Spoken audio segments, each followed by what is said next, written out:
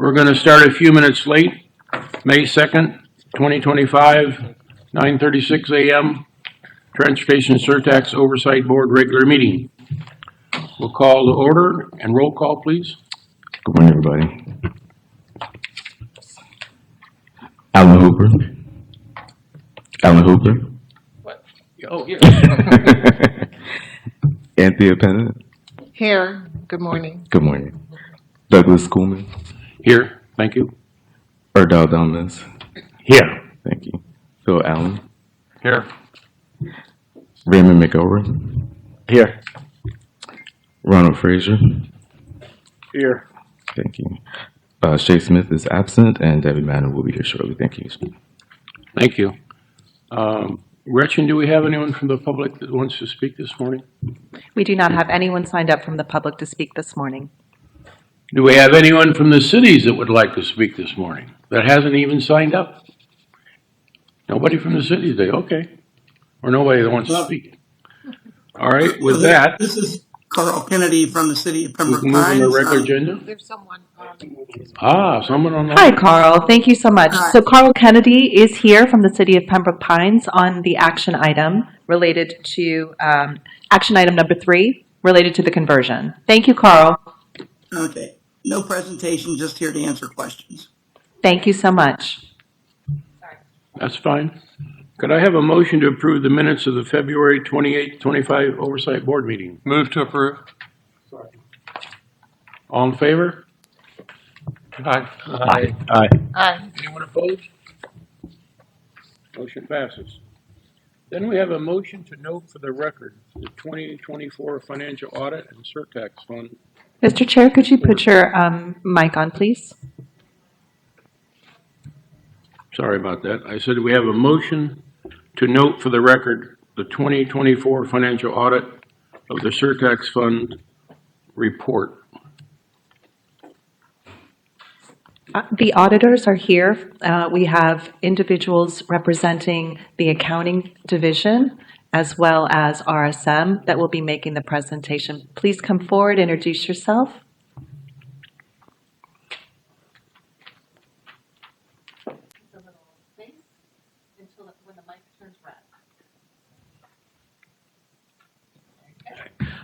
Good morning. My name is Scott Bassett. I'm a partner with RSM and with Ms. Ashley McIntyre.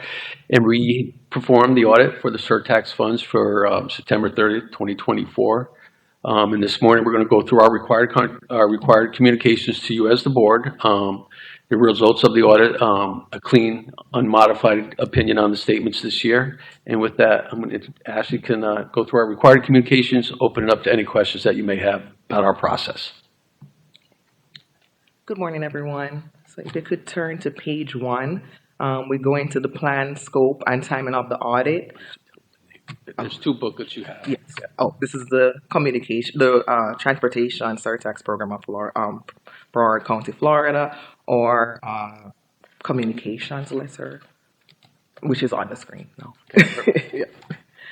As we previously issued a separate communication letter dated November 19, 2024, regarding the scope and timing of the audit, and we identified the significant risk at that time as it relates to our accounting policies and practices. Management selected the preferable accounting practice. As it relates to adoption or changes in accounting policies, there have not been any changes in existing significant policies that we identified during the audit. As it relates to significant accounting policies, we did not identify any significant accounting policies in controversial or emerging areas. We also did not identify any significant unusual transactions. We deemed the accounting estimates identified during our testing to be reasonable. There were no audit adjustments or uncorrected misstatements. And we'll turn to page 2, which covers our observation about the audit process. We had no disagreements with management. There was no consultant with any other accountants. We had no significant issues that we discussed with management, and there were no significant matters that required consultation. And then this last section just goes over our shared responsibilities for independence. And then page 3, we go into our significant written communications between management, and our firm, which you'll find in Appendix A. That letter was signed by management. And lastly, we have our significant accounting estimates. So we identified the fair value of investments as a significant accounting estimate. And during our testing, we concluded that the values recorded were reasonable. So credit to management for another smooth audit. Thank you. Is there any questions?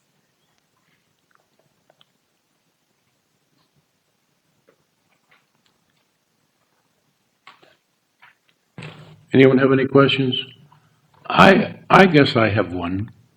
How do we stand with our projections versus what we actually collected?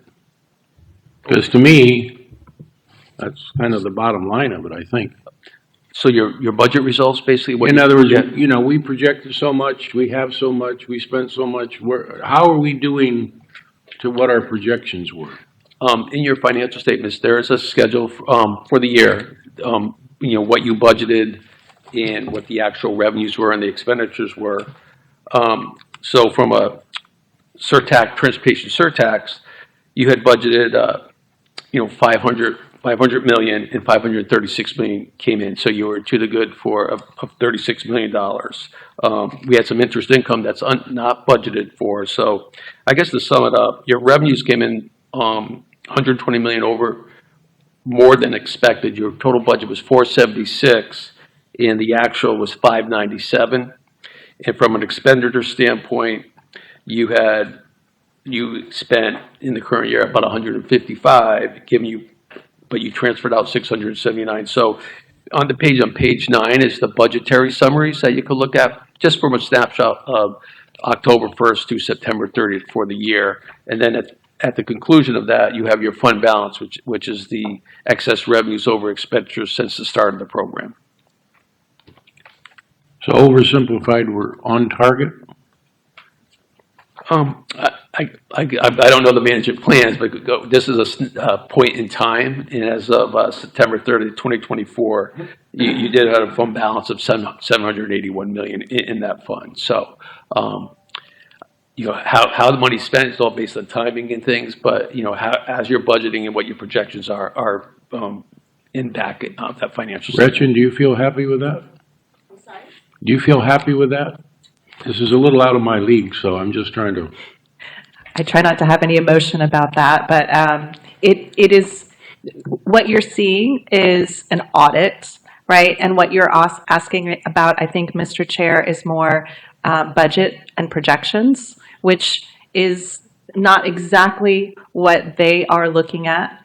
But when we bring you the budget in August, we always do talk to you about projections and forecasts and how we're doing. At the moment, through 2024, we've been doing very well. Okay. Anyone else? Mr. Chairman, Certainly. this item is more, I guess, later on in the meeting when we talk about the performance audit that we have directed the county to perform on the activities of the board. And I just wanted to bring it up here, making a distinction between a financial audit and the performance audit that will be forthcoming, hopefully. And we need some status, I think, this afternoon as to where that may be. Okay? Thank you. That's all. Thank you, Mr. Chairman. Thank you. Thank you Oh, very much. excuse me. Have a great day. Yeah, Pia? Sorry, no, I just wanted to say thanks. Oh. Thank you very much. Thank you. Have a nice day. We appreciate it. Thank you. Now we have a motion to approve the City of Pembroke Pines request to convert $132,938 in recommended Cycle 1 funding from a planning phase to a design phase for municipal capital projects. I'm glad to see Cycle 1 funding being spent. Is someone here from Pembroke Pines, or do we not need that today? So Mr. Kennedy, Carl Kennedy, that introduced himself earlier, he's here to take any questions that you all might have. but I'm happy to, if, through the chair, I'm happy to walk through what the request is if you'd like.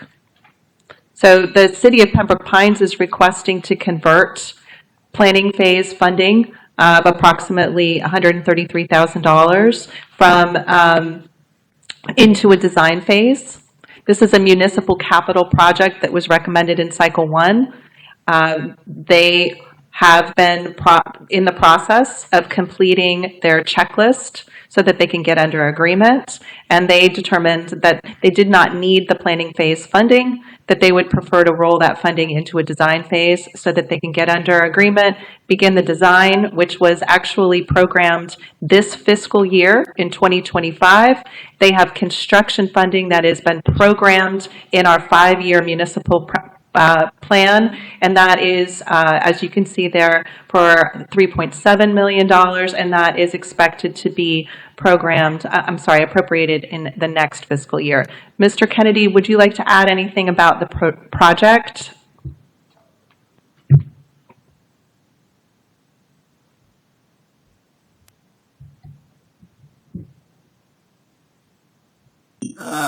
A replacement project in a portion of the city as it covers about a third of the area that we were planning on putting sidewalks in. So, and they just started construction, so we're right on schedule now. Alan? So are we paying for the full amount of this project? Soup to nuts? Design, construction, is the surtax paying for everything? So the surtax was originally expected to pay for everything, planning through construction. What you're hearing is that the city doesn't need the planning funding. They'd like to roll it forward into other phases, which implies that the city has covered the planning costs themselves. But I would have to defer to Mr. Kennedy to confirm that on the record. What I heard was they forego the planning side. That's what I heard. No, I think they paid for the planning side. What Out of- was the planning out of- side? Huh? Okay, so if they didn't do the planning side, No, they did it, they did. but they paid for it themselves. Okay, So they're moving the funds that they would have spent of surtax later on, and if they need them, and if they don't need them, that gets credited back, some of it. okay, but is the design amount still 531,000? Now, the design amount will increase by the $132,938. How much does it cost to do the design? Well, again, it will be whatever, so they have access to the full amount, but if it doesn't cost that much, it rolls to the next phase. And then if construction doesn't require that funding, they return the money to the program. We've been receiving quite a bit of returned money back from municipal projects. Okay, thank you. I think it's a pretty good thing. I would ask for a motion to approve. Move to approve. Do I have a second? I'll second. All in favor? Aye. Aye. Anyone opposed? Motion passes. Now, selection of oversight board chair and vice chair. I didn't want anybody to hear that, right? Where the selection of the oversight board chair and vice chair. It's been 2 years, I guess, huh? I don't feel I should comment. Someone needs to.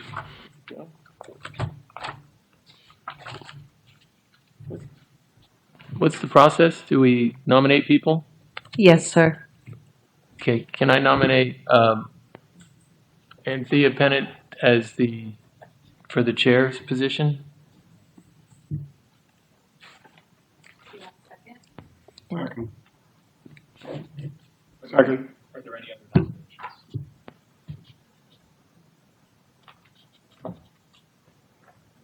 You need to get on the mic. I'm doing it myself. So no other nominations for chair?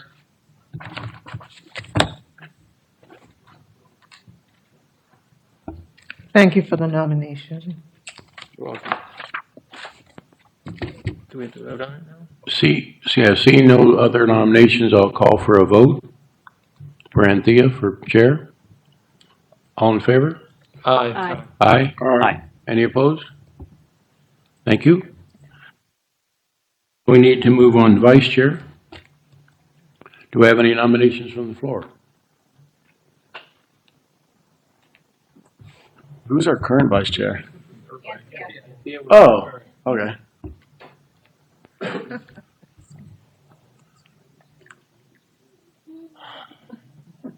I'll just say I'm interested in serving as vice chair. I didn't hear that, sir.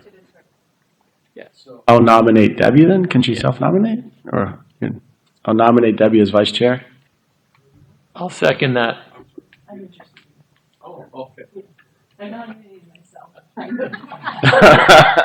You've been volunteering. Any other nominations? Hearing none, Move to nominations. close nominations. Pardon? For vice chair. Move to close the nominations for vice chair. Second.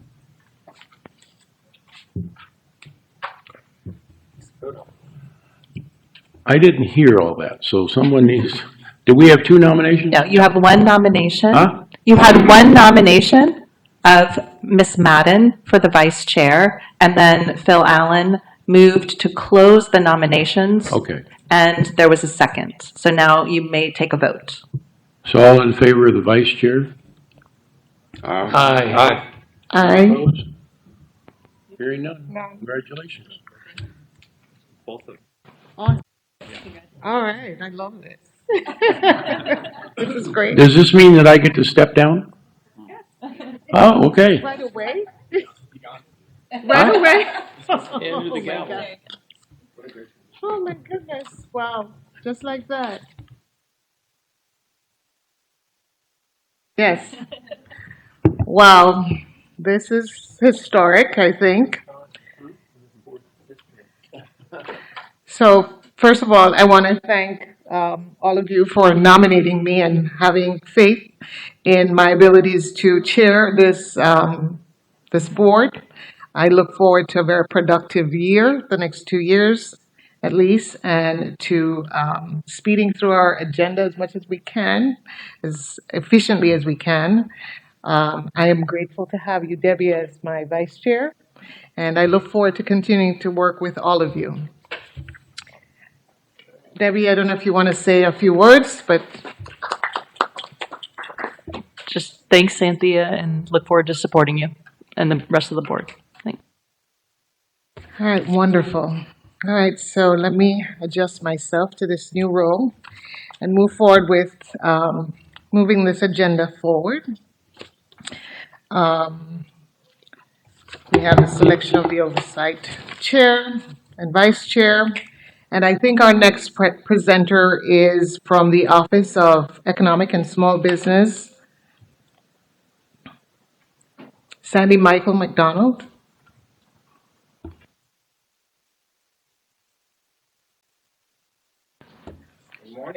Good morning.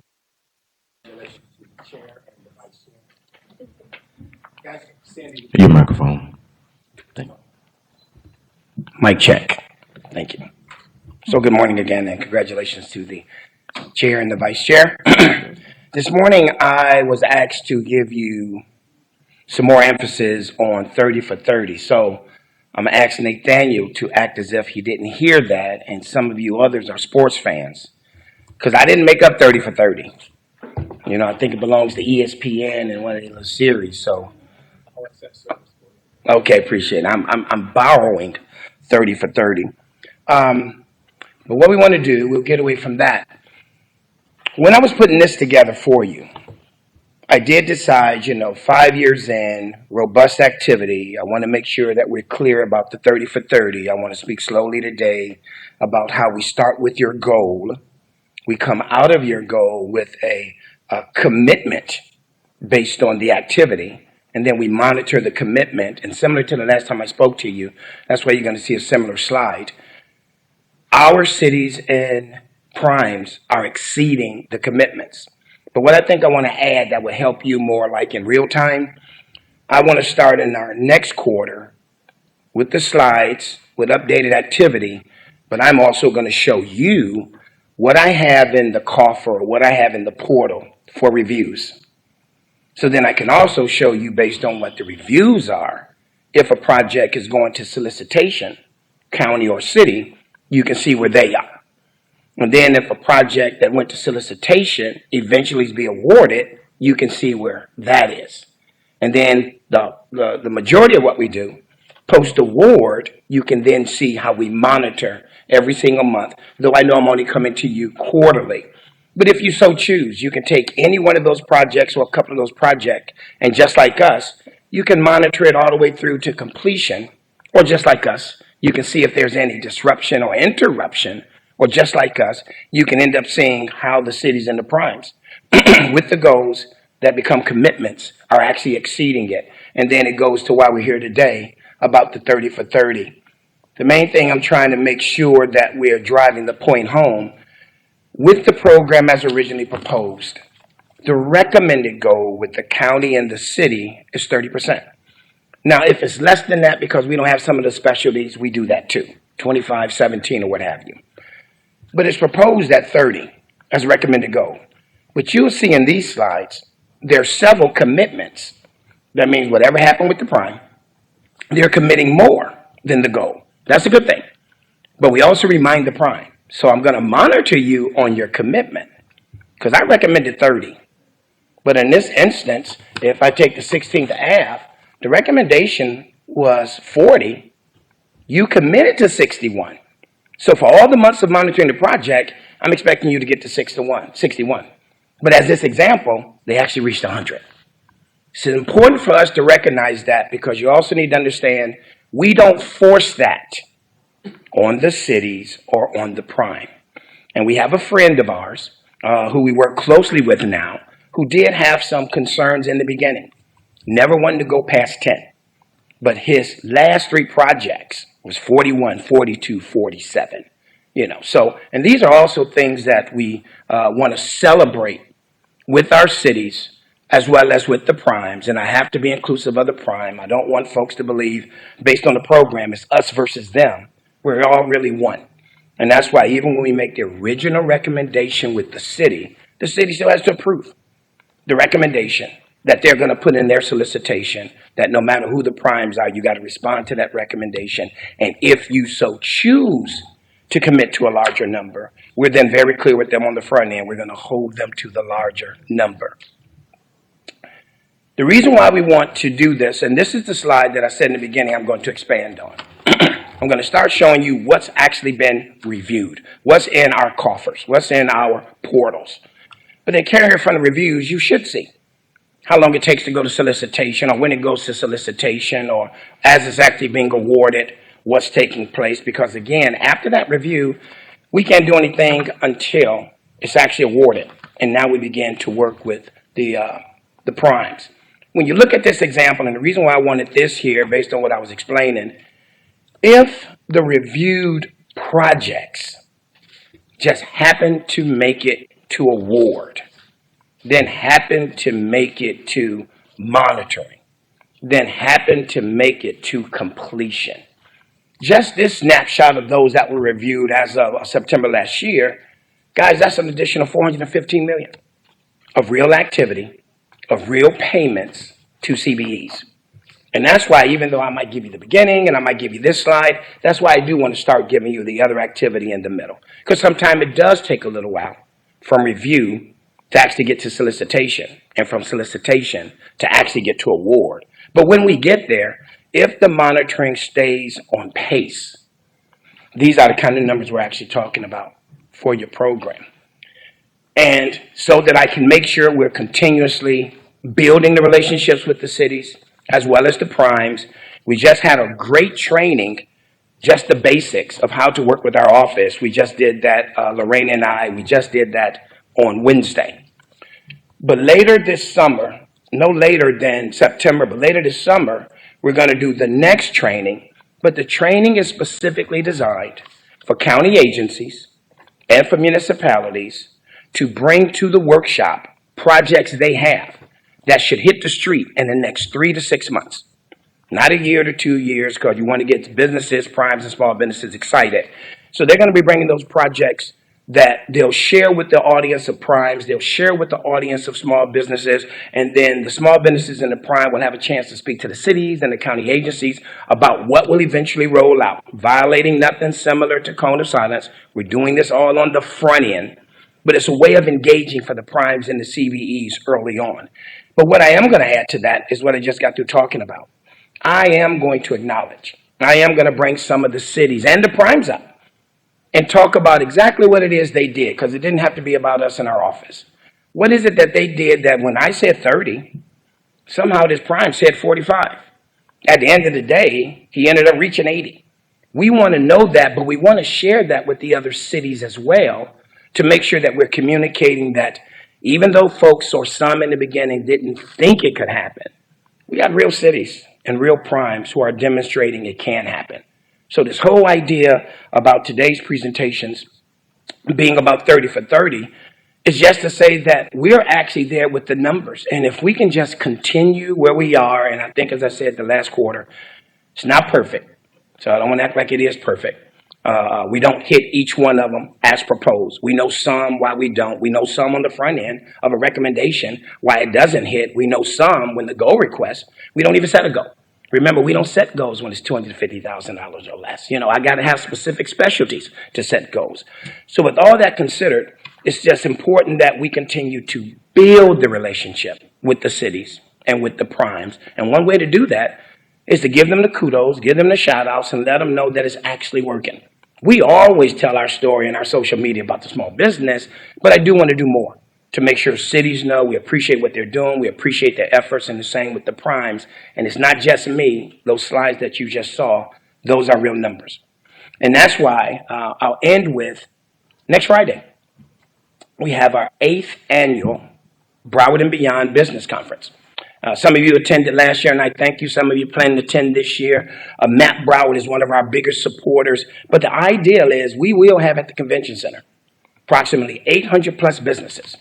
And I'll have at least 75, if not 90, vendors or exhibitors from cities, from chambers, from access to capital, from community partners to capital readiness, simply to support the business community, the small business community, and understanding everything about their opportunities, including MAP. We'll spend a full day. We'll have a morning speaker. We have a lunch speaker. We got workout sessions. But the key is, how can I make sure as a part of MAP, they also know there's other cities. They also know there's training and development. They also know that there's work opportunities that they can leverage with primes. I have a new this year, and a part of the convention center, I have what we're calling Prime Time Gallery. Once again, Nathaniel, I hope I don't get in trouble with Deion Sanders, but I'm using Prime Time. So I got a Prime Time Gallery, 30 for 30, Prime Time. Y'all see I watch ESPN, okay. And in that gallery, I have like 7 prime contractors. 3 have had major activity across the county and the city with MAP. They're going to be there because they too want to meet in a less formal opportunity with the CVEs. They want to engage them. They want to make sure that they're filling out the pre-qualification forms in advance. They want to get entertained or the questions asked by the CVEs. Exactly what do I need to do business with you? And then it's just another way, again, as you understand small business, people do business with who they know and they trust. So we have to make sure as many times as possible we put our small businesses in the face of the cities, of the county, and of the prime contractors. So again, if you can join us, that's next week. And if you can't stay all day, then at least join me around 12:30 and have lunch with us and hear the lunch keynote speaker. But I think you'll be impressed of what we, not just us, and all of our cities and our community partners are trying to do to support, develop, and grow our small business community. And that's inclusive, which is going to be a part of the theme this year. That's inclusive of everything that's happening nationally or through Tallahassee. We still got to make sure small business is recognized before you got any of these certifications. You were a business first. We still need to support you being a better or a continuous business for the opportunities that are still going to continue, whether we have certifications or not. So that's the theme for all of my speakers and all of my presentations and all of the panelists. I want them to make sure that they're empowering while challenging, but encouraging small businesses to stay focused, Yep, keep your ear to the ground of everything that's happening, but we still want to make sure that they recognize where the opportunities are. So thank you for this morning, and again, to next Friday, 8:30 to 4:30, 8 o'clock to 4:30, Broward County Convention Center, and you get a peek of this beautiful facility. And I probably need to go ahead and share it. We were originally told on that project, now it's not MAP, but it's our regular program. Well, you know, Sandy, you might get about 100 or 125 million over the time of small business utilization. As of February, 208 million Wow. has been paid to local small businesses, approximately 79 of them, on that project. Smallest contract can always match this up, be 35 to 55. 5,375 to the largest contract, 8 million, and everything else in the middle. So it actually is working when you work with all the partners and when you have good information on the front end. You do hold your businesses accountable for being business first. But again, we're excited to share that with you. We've already shared that with the commission. Actually, Office of Public Communication is going to come out with the new update next week, and that information will be there. So surtax to me is the same. As long as you're speaking with everyone understands the program, you understand the guidelines, you're holding each other accountable, but you're always communicating. Think about what you originally said. This was going to be the short side of 10.1 billion with leveraging maybe 16. Everything wasn't going to be about small business, so we only carved out about 53 million a year. But the reality is, over 30 years, we was hoping to get to about $1 billion. Yes, I should say we should continue that push because definitely you want to make sure at least $1 billion stayed home, if not more, with your local. So I thank you, and I'll entertain any questions you might have. Madam Chair. First of all, Sandy, I get so excited every time you come to make your presentation because there's just so much greatness that's happening in your department and in the county. I'm going to reserve my comments until after I hear from my fellow team members. I think someone wanted to say something. I wanted to commend you on your program as well, but I have a couple of questions. Yes, sir. You know, when the state decided to get rid of preferential programs, the usual reaction of the market is everybody disengage and say they don't have to do anything, regardless of the kinds of programs you have. But you managed to succeed in this particular area where a lot of municipalities, the big guys say, well, I don't have to abide by any of these rules anymore, so I'm not going to look for any small businesses or anything like that. So I have to commend you because it appears that these businesses are committed to making this program a success. Well, thank you, but just let me take 5% of that. Okay. 95% of that is you guys, is how this program was written, voted on by the people. Legal keeps me in line in terms of what we should and should not be. So we're covered in that regard, but you are right about one part, which is why I want to take the 5. We have had my primes to come when they've heard this news and say, hey, does that mean we don't have to anymore? And I get to slowly say, no, that wasn't for you. You still have to be committed, you know. But we haven't had any major pushbacks or things of that nature. So again, it goes back to what I said earlier. And again, it really isn't about me.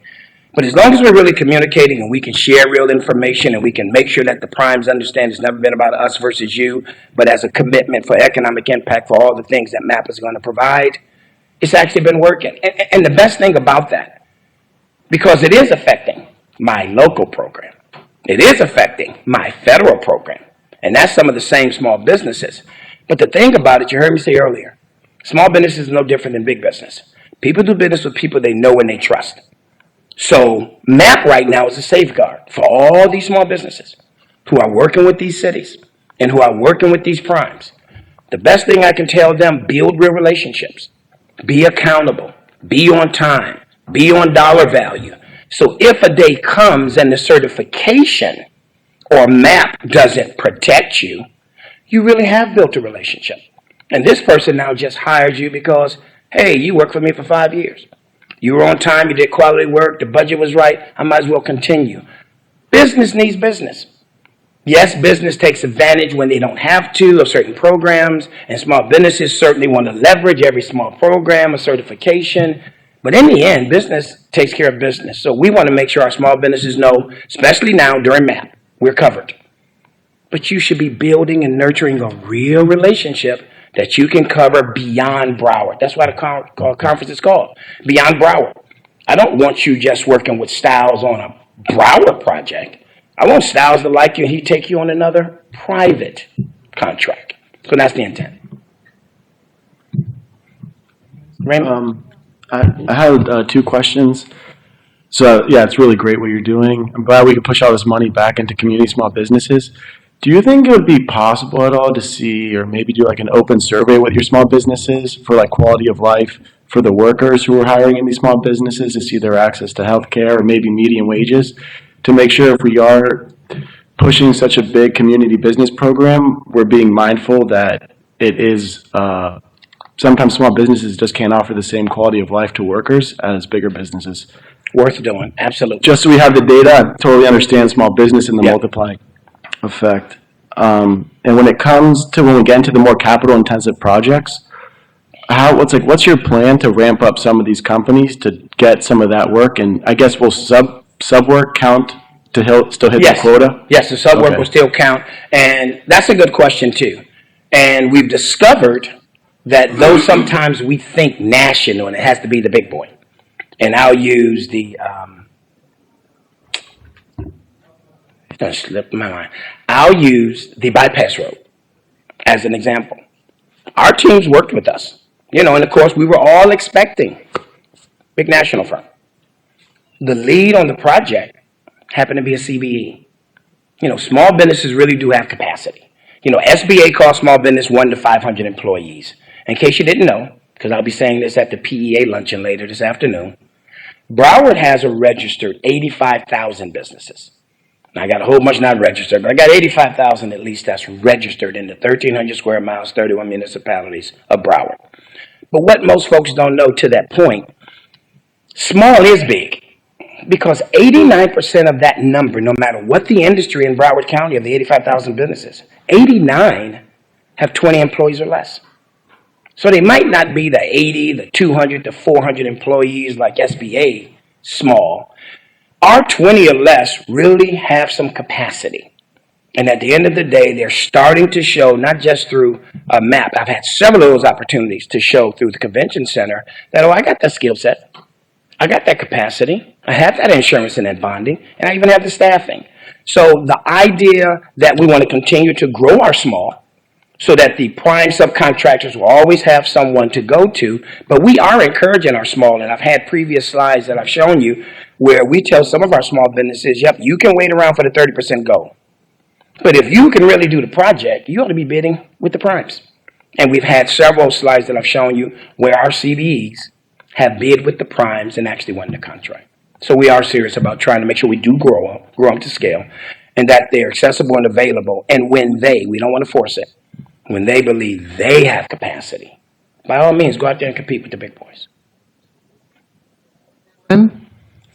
Thank you. Just kind of playing off what has already been said, but because I was a small business when I first started, I would not have had any idea how to apply or to put myself in a position where I could do work for the county, and I didn't. I never did.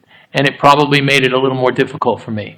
And so all small businesses, they can get an assistance. This may not be a prereq legally, but it's a promotion, and it seems to me it's like a poster for what other programs should be doing around the country, just to help small businesses. And typically small businesses are people that are everybody. It's not the big primes like the Styleses of the world. And then I do like that idea because and then they lead to, now you've put them in a position where they're doing county work, and someday they may get bonded.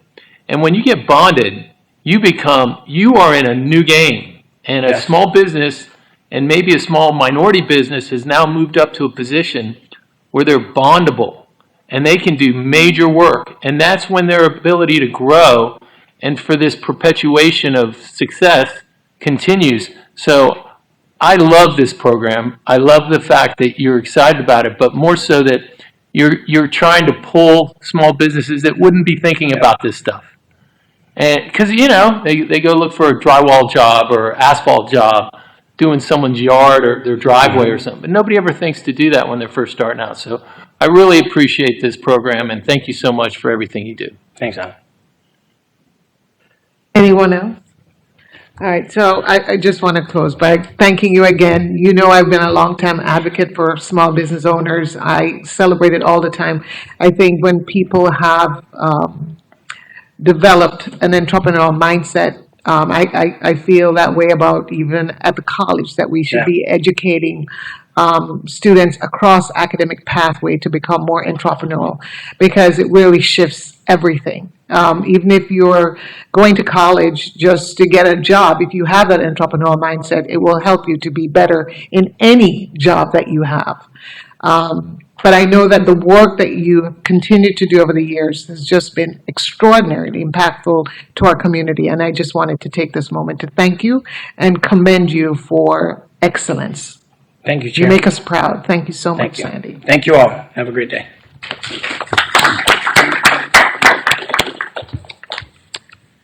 I believe we have one more report before lunch break, which seemed kind of early.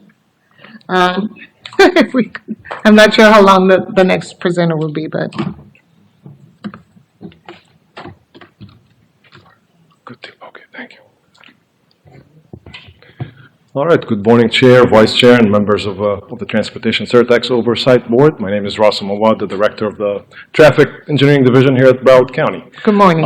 Good morning. And we are very pleased today to welcome our partners from the Florida Department of Transportation to highlight their transportation systems and management and operations program, another acronym for UTSM&O, industry acronym, which is really the top bullet here just is the Federal Highway Administration's definition of it. It's really a set of strategies, operational strategies that are meant to maximize the benefits, the efficiency, and the safety of the transportation system as a whole without necessarily physically changing the roadways, the capacity itself. So with that said, the Florida Department of Transportation's central office has an extensive program. So does the District 4 office here, which extends from Broward County north to Indian River County. So they have a lot of area to cover, and we have two experts today. So thank you very much for joining us. Ms. Alexandra Lopez, she is the TSM&O Program Manager out of the District 4 Traffic Operations. And we're also joined by Mr. Ken Tualia. He is the Planning Supervisor out of District 4's Planning and Environmental Management Office. I wanted to get it right. And with that said, I'll turn it over to them, and they'll be happy to answer any questions at the end of their presentations. Thank you very much for being here again. Good morning, and welcome, Chair and Vice Chair. Congratulations, and thank you very much for having us. Thank you, Rasim, for that introduction. My name is Alexandra Lopez, and I'm with FDOT, the Florida Department of Transportation, District 4. We cover quite a large geographical area, and I am in charge of managing the Transportation System Management and Operations Program on behalf of the state. So what I'll do, I'll give you an overview of what this means. It's a lot of words, a lot of letters, so hopefully by the end of this presentation, you will have a better understanding of what the program is and what it does for especially Broward County. And then afterwards, I'll pass it to Kent. He will be giving you an overview of the TSM&O Master Plan effort that we're currently undertaking on behalf of the state. Lizzie as well will be giving you a bit more detail of what that plan entails. So it's we're trying to go kind of like high level with my presentation and then a little bit more detail as to where we're going next. So the Transportation System Management and Operations Program can be hopefully easily explained in terms of what services we provide, what is the purpose and the mission of the program. So our services can be broken down and grouped into three major areas. The first one is incident management, the second one is traffic management, and the third one is traveler information. Obviously, there's a lot of parts and a lot of people behind the scenes making this happen, right? There's a lot of infrastructure investment that we have to do on our roadways in order for us to be able to provide these services. Very quickly, traffic incident management entails responding to crashes, responding to lane blocking events. That happens on our interstates, such as I-95, I-75, but also we have some footprint within our arterial roadways in Broward County. Traffic incident management is just managing traffic, and we do that by utilizing technology. We have cameras, and we have a transportation management center, which is actually housed where RASM has its office. It's a Broward County building. So, you know, Broward County and FDOT, it's a partnership, and so we try to manage traffic as best we can with the tools that we have. And finally, we obviously gather a lot of information, so we like to disseminate that information back to our travelers so that they can make smart decisions. We do this through various means, including changeable message signs on our roadways that hopefully you'll see as you drive. We also do this through FL 511.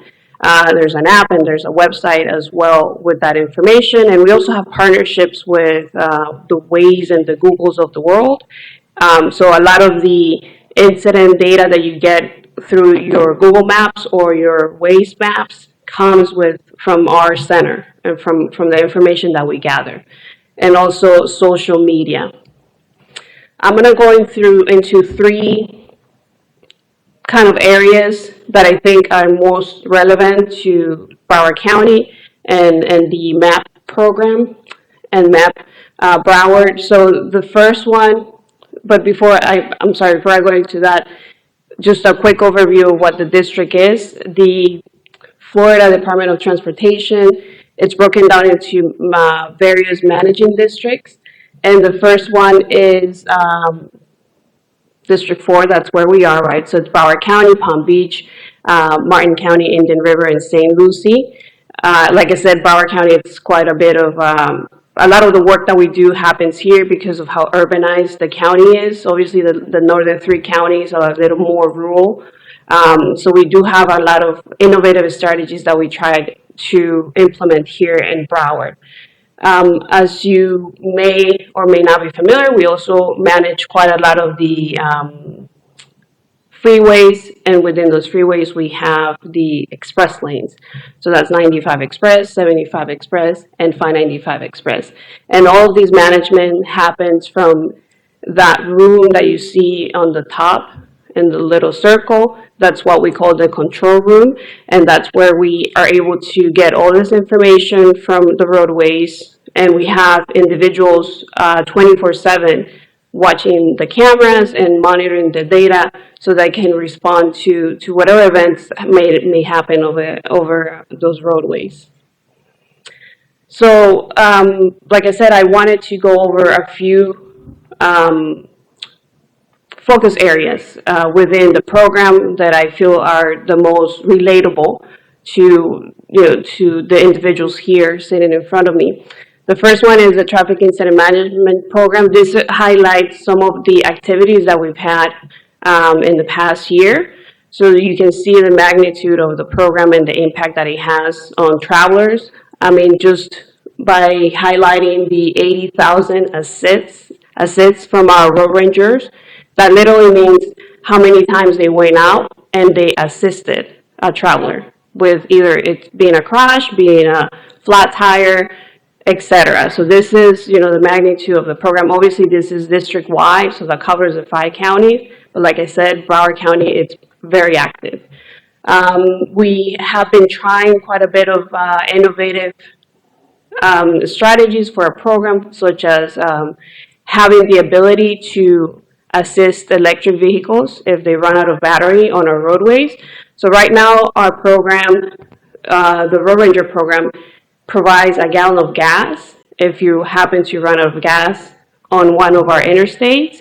And so, now we have electric vehicles, right? So we can't give them any gas, obviously. So we have been piloting portable chargers in case that we encounter any electric vehicles that are running out of charge. So that's just one example of this area of the program. Another one that is very relevant to obviously the county is our active traffic management area.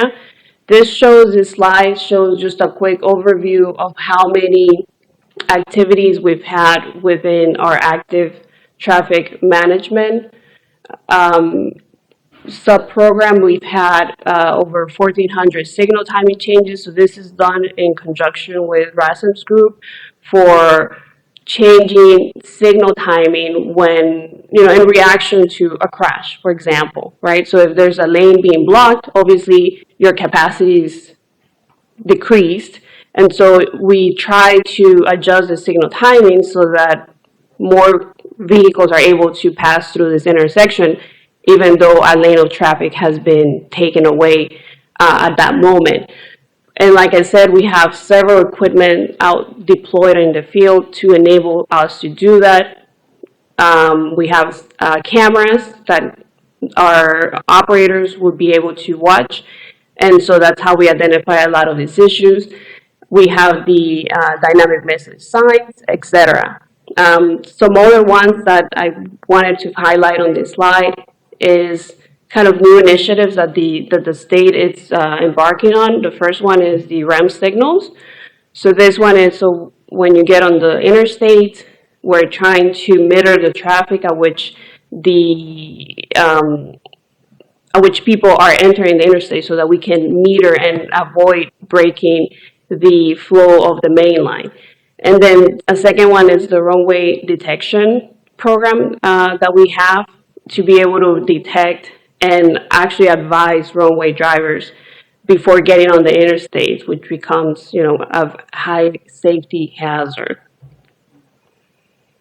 The last area I wanted to highlight is what we're calling the Smart Work Zone program. So this one is, there's a lot of construction going on, obviously, in the county, but then as well throughout the district. So we are using portable devices. We're using our resources to be able to manage that work zone, but also the impacts that the work zone may have on the network. So it's not only concentrating on where, asphalt is being moved, but also, where our vehicle going, so where our pedestrians going or bicyclists going, to avoid this construction zone. And so we're using various technologies in order for us to be able to manage that.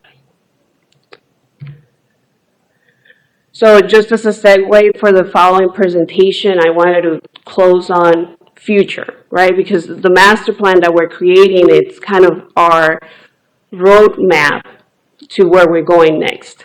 So the state, it's very focused on what we're calling the compass, the FDOT compass. And that's the circle you see at the bottom of the presentation. We have workforce development, safety, resiliency, supply chain, technology, all of it surrounding communities, right? Because at the end of the day, we are serving our community, and that should always be our kind of compass, right? We're going north. That's where we're going, following the stars. So this last slide just kind of presents where is it that the program is going next, workforce development, trying new infrastructure, new technology, and at the end of the day, coming together with the community and making sure that our program serves them, because that's what we're here for. And so with that, I wanted to thank you for having me, and then I'll pass it on to Kent. I have a comment. Go ahead. Under your future initiatives, I think the Florida Department of Transportation is missing a great opportunity. and that is the beautifications of our roadways. We have, I hate to say it, the ugliest highway system that I've ever seen. You go all over the United States in different places. I would like to, maybe this is not our preview, but as a landscape architect, I think your future initiative should be green of the highway system. It's something that's, you'll see it once in a while, maybe up around Daytona or Disney, but that's probably done independent of FDOT. I would hope that FDOT would take a broad look at the whole state, certainly your area. So, And we could do a lot more for our environment. It's a lot of land, but it needs to be greened. So would you put that it may take another 20 or 30 years, but I think it ought to be a priority of the FDOT. We will take that down and bring it back to our leadership. I wish I had some better knowledge to talk about this. My understanding is that there is a certain percentage of construction projects that are allocated to landscape, but I would have to maybe investigate that a little more so that I can really let you know what the department is doing on that aspect. So, but we'll take that back. Get it on the agenda, that's all. Thank you. You got it. I agree. Yes. The only other, I was just curious about the frequency with which you're seeing people using electric cars needing assistance. Is there an uptick on that, or? There is an uptick because there are more electric vehicles, but with the pilot program that we are running, it started because of the last hurricane evacuation we had from the west to us. So we had the fear of people being stranded while evacuating. I remember maybe in the last few months, maybe once that we've had to use the electric charge, once or twice. So it's not an issue. Yeah, it's not very significant, but we have it just in case. Okay, good. All right. Thank you very much, Alexandra. Thank you. She said that, yeah. They do. I was Good. just wondering. Okay. Good morning, everyone. Kent Wally, a planning supervisor, FDOT. Thank you so much for having us today. I will be going over the TSM&O master plan update. I'll provide a briefing, and then I will turn it over to Lizzie LePay at CTS. I do want to give a special recognition to Victoria Peters. She's in attendance, our transportation planning manager at FDOT as well.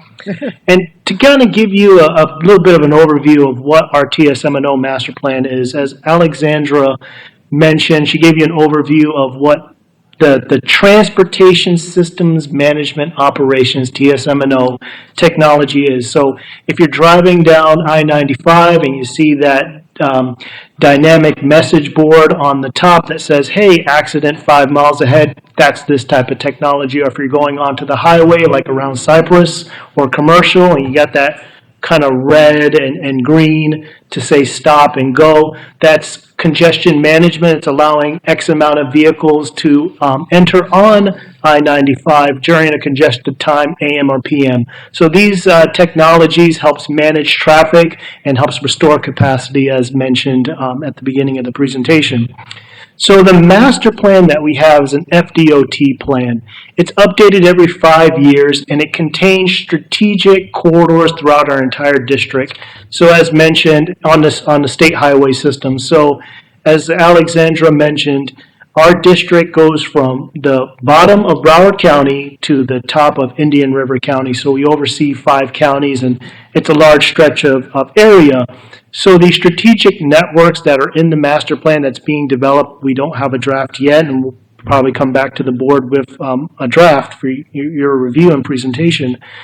It looks at corridors that have TSM&O technology or in need of TSM&O technology to increase and expand and maintain the current infrastructure. We make sure that we work with all stakeholders throughout our district. So we have counties that we work very closely closely with TSM&O technology, and also some cities as well, such as Boca and St. Lucie. They also manage their own operations, so we work very closely with them. This master plan has goals, objectives, and strategies that Lizzie will present in just a moment that improve and expand our network, and I will pass it to Lizzie. Thank you. Thank. Well, thank you very much. Thanks everyone for having us. My name is Lizzie Lapea. I work as a consultant of FDOT District 4 in the update of this master plan for the TSM&O. Well, together with Peter Halliburton, we have been working, and the whole team from CTS, we have been working on several areas of this master plan. We will see now along the presentation how this project started. So the agenda for today is we will see a quick introduction of what is the plan, the phases, more or less the scheduling, very high level, what we call the strategic network and how did we arrive to that shape, the strategies, so the extensive review of strategies and the selected ones or pre-final ones, and some project and priorities since we are now in the phase 3, as we will see later. So we have, let's say, a lot of material to present, even though we are still working on it. We will also see the next steps in the last slide.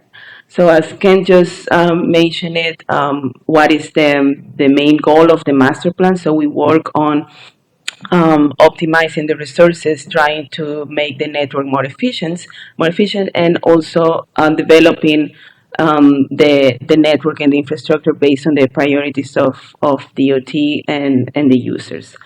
So the phases of this master plan, we can divide it in 3. So first we started identifying the existing condition, as we can see in the slide. So we developed the goals and the measures. So we gather information on which are the priorities, what are the locals, the MPOs, the counties working on, which are the projects they have, which are their goals. So we develop the goals of this master plan, also considering all those areas and the users. So we consider freight, we consider ports, multimodality transit. So we will see very comprehensive. So we identify existing conditions as well in phase 1. Then in phase 2, we work on the strategic network, which is prioritizing the segments, identifying the needs based on those goals. And then we work on strategies and the RITSA. So RITSA is the Regional ITS Architecture. That's what means that acronym. And then finally, the phase 3 that is now ongoing works on priorities and projects. We will see in these slides how we identify those projects, those segments, the corridors. We have been working on the implementation and developing the final report that is due now in June. So very, very soon. Very excited about that. So we have 6 goals in this master plan, as I just mentioned, based on several areas.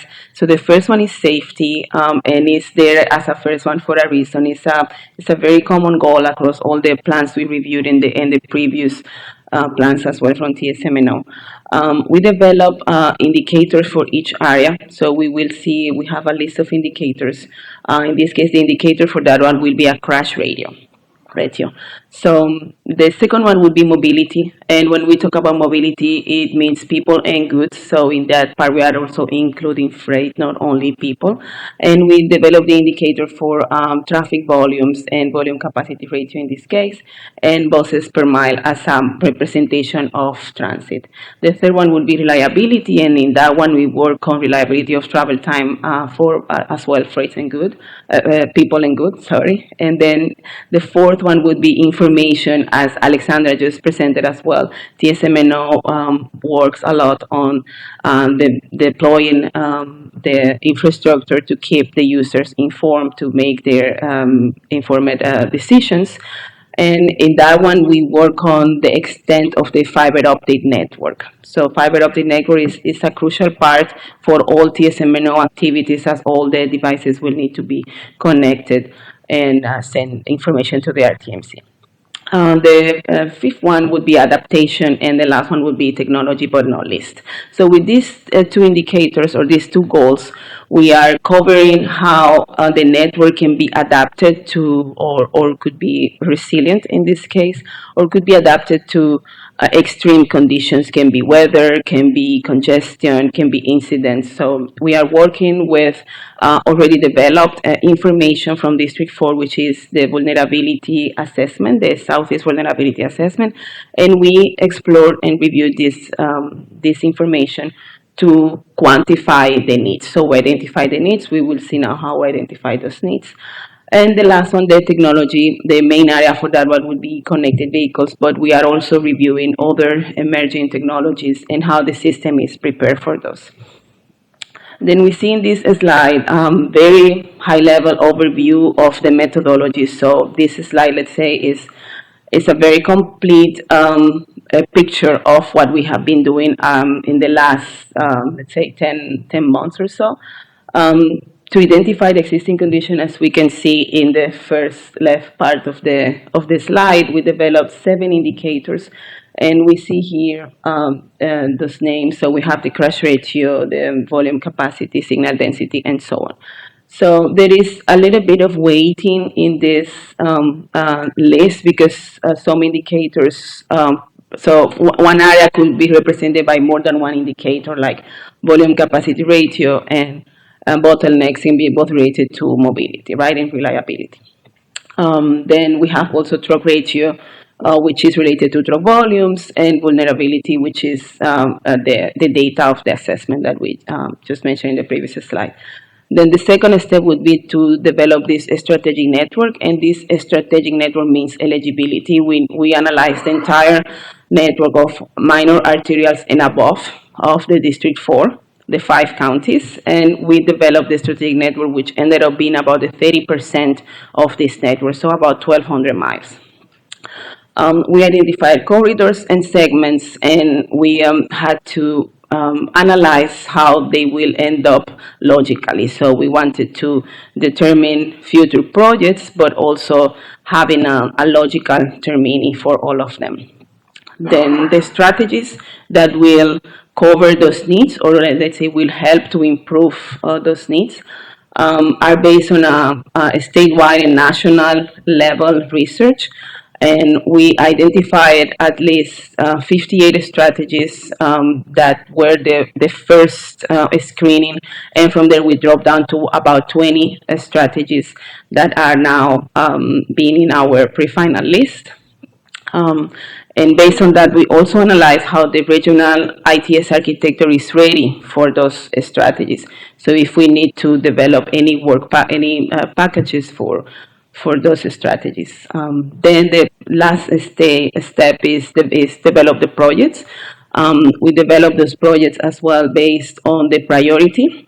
So we will see now what we call priority. So for each indicator, we have quartiles. And the quartiles we have in the slide from red, high priority, then medium, which is orange, yellow, and green is low priority. So everything that is in red, which is the highest values, right? So the top part of the values, so which means the segments with more congestion, the segments with more crashes, so those will show in red. They will be in high priority. Then we develop the total score. So from the 7 indicators, we develop this mathematical sum of the 7, right? And then we select from this total score the high priority and the medium priority. And they go to the strategic network. For example, in Broward, we have the map of the strategic network in this slide. So we can see in this slide the TSMNO strategic network for Broward. Broward is about 20-30% of the strategic network in total that we developed, as expected, right, by the density of the network and also the traffic use, the traffic density. So we also have in this slide the 6 corridors, which are important part of our analysis, in the freight activity areas.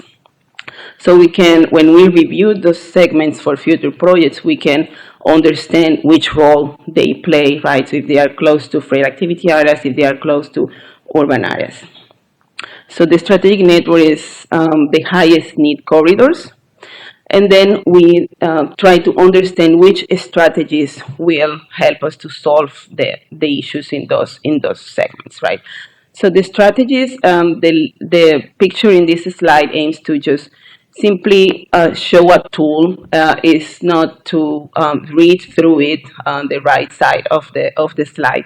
So what is representing is the analysis of all the strategies, which was a comprehensive analysis based on how each strategy is related to the goals. So the strategies were ranked as well, so we can see in this center column from darkest green, then it goes to yellow, orange, red.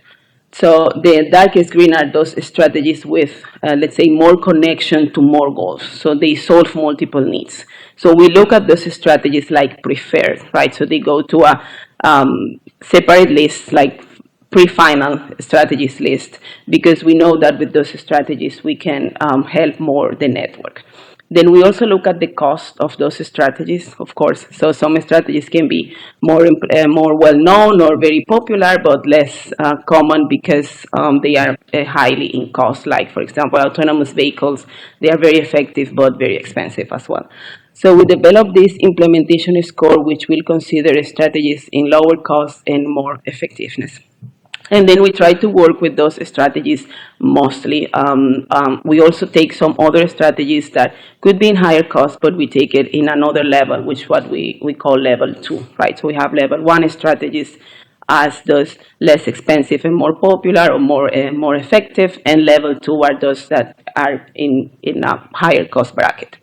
So we consider those two elements when we develop the strategy selection, and then we assign the strategies to the different segments. We also consider what is the context class of the segment, so we know that for urban areas we have a selection of strategies, for example, meatball crossing, pedestrian detection, more related to urban areas where we have more pedestrian activity.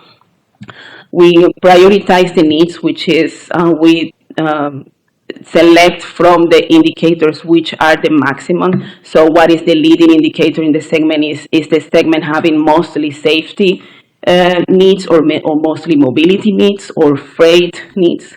So that's this step, right? So prioritize the needs, and then the third one would be identify the critical need. Then based on the strategies list, we assign those strategies depending on their needs as well of each segment. So as we can see, it's a very one-to-one review. So for each segment, we had to understand what is the existing condition and what is more applicable. There is also a lot of interagency coordination through the master plan and also proposed in the report, which will be related to all the different stages of the project. So from planning level to deployment and maintenance. So we have been through several meetings with the locals to explain the different stages of this study. Then when we develop the projects, that's what we have in this slide. So we work on those segments with the highest needs, but we also try to fill the gaps. So we want to have a smooth corridor from beginning to end, and then we develop a project for that corridor. We will see one example in the next slide. The strategies that we have identified have as a top level what we call the essential elements, and these essential elements are very in line with what TSMNO is working now, what Alexandra just presented. So first of all, we have the traffic detectors, can be microwave in this case. We have the cameras, we have message signs, which is the dynamic message signs like the example Ken just mentioned, and we also have roadside units. So we see in these pictures those elements, and we identified the detectors, cameras, and DMSs as essential elements, which means they are recommended to be deployed in all the segments of the project priorities. Currently, there are 85 projects as project priorities over the entire district, and this is about 300 miles of projects. So this is let's say the result up to now. As an example, we have in this slide a project in Broward County. This is Dixie Highway by Oakland Park and Wilton Manors. So when we develop this project, let's say we propose this project, we identify the facility, Dixie Highway, the beginning and end, from Sunrise Boulevard to Commercial Boulevard. We identify the leading indicator, which is in this case safety. Second, let's say second priority was mobility, then freight and multimodal. Then we identify the essential elements. We assign them as I just mentioned, right? So all projects should have the essential elements as recommendation. And then we recommend as well the strategies on safety, like target safety programs. This is a very generic strategy. It can be, for example, communication campaigns or educational campaigns for drivers to yield to pedestrians, or for pedestrians to make use of the intersection push buttons, or safety improvements at the intersection. As well, we have strategies like traffic signal optimization and retiming, which is also part of TSMNO activities. Then we have the rapid flashing beacons, as this is a very urbanized area. As we can see in these pictures, there is a high school, there is a business area, there is Oakland Park City Hall, and so on. This is also part of what we call pedestrian crossing detections. These detections can be, for example, adding in-roadway lighting for the drivers to see the pedestrians better during night, let's say. And there could be an automatic detection of those, for those systems where the pedestrians approach the crossing, then the lights will be on. We work a lot on the arterials in this master plan, but we also cover the freeways. The freeways have received a lot of attention from TSMNO already. Therefore, we first explain the whole system for the arterials, and we reserve the spot for the freeways. Like, we don't forget them, but we know that they really got a lot of attention, and there is already a lot ongoing, as we saw in the presentation from Alexandra before, on the freeways. So with the same structure, we identify the needs of the freeways with the crash ratio, with mobility ratios, and so on. And we identify those priority segments. We see in this map, we are showing 6 labels in yellow. These are the labels of the projects on freeways. So we see we have freeways on 995, on 595, right, in this map. Then which strategies are we looking at right now? So we are looking at ongoing activities like runway driving. So runway driving is a strategy that in District 4 is very well known, is used, and is very successful. So we are working on ramp candidates also based on what District 4 has developed their priority list. So we reviewed those lists of ramps. So there are, let's say, about 200 ramps in a list from 2 years ago, beginning planning to be implemented in fiscal year 26, 27, 28, right? So we work on cross-checking those priorities and then make the recommendations for those ramps, or supporting those recommendations in the master plan update. Other systems like the Q warning signs. Q warning signs can be in full deployment, or we could also see the system in use, like in the DMS here in the picture, where information about congestion is released to the drivers based on this the system, right? The Q warning sign, Q warning system. Other measures or strategies could be implementation and deployment of CCTVs to eliminate the gaps. We review the network and identify where those CCTVs could be needed, like, for example, in 595. We see in this map as well, so we see the projects, but we also see the ITS existing.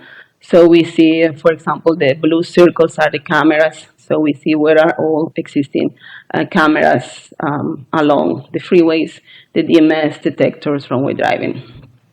So very compact and very exciting as well. So next steps, working on the final report.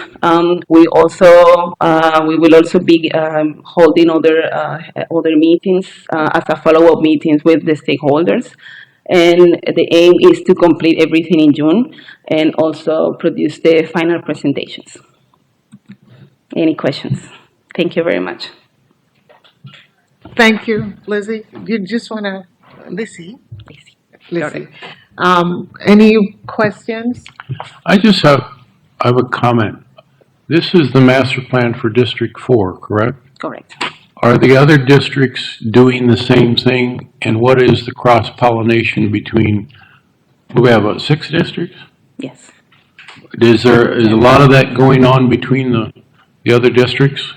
Well, so from the beginning, we reviewed what other districts are doing or their latest master plan as well, like District 6, for example, District 5. Coordination, there is a coordination because we are working around the same or similar goals, and the type of projects that we are recommending are as well in line. There is also a phase of master plan implementation, like the implementation plan, action plan, that will as well consider this communication between the districts. Because I think there'd be some lessons to be learned between the different areas, yes. et cetera. Thank you.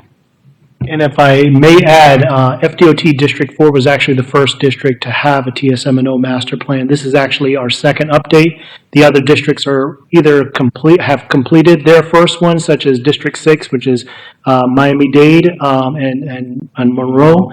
And then I think District 1, they're starting to create one too as well. So we did learn from other districts and also learn from our own master plan and how we beefed up some of our strategies and our methodology as well. If I may, from a statewide perspective, so Tallahassee Central Office, they also have a strategic master plan, a TSM&O strategic master plan, which, kind of seeks to have this holistic approach to the entire state, given those high-level, far-reaching goals.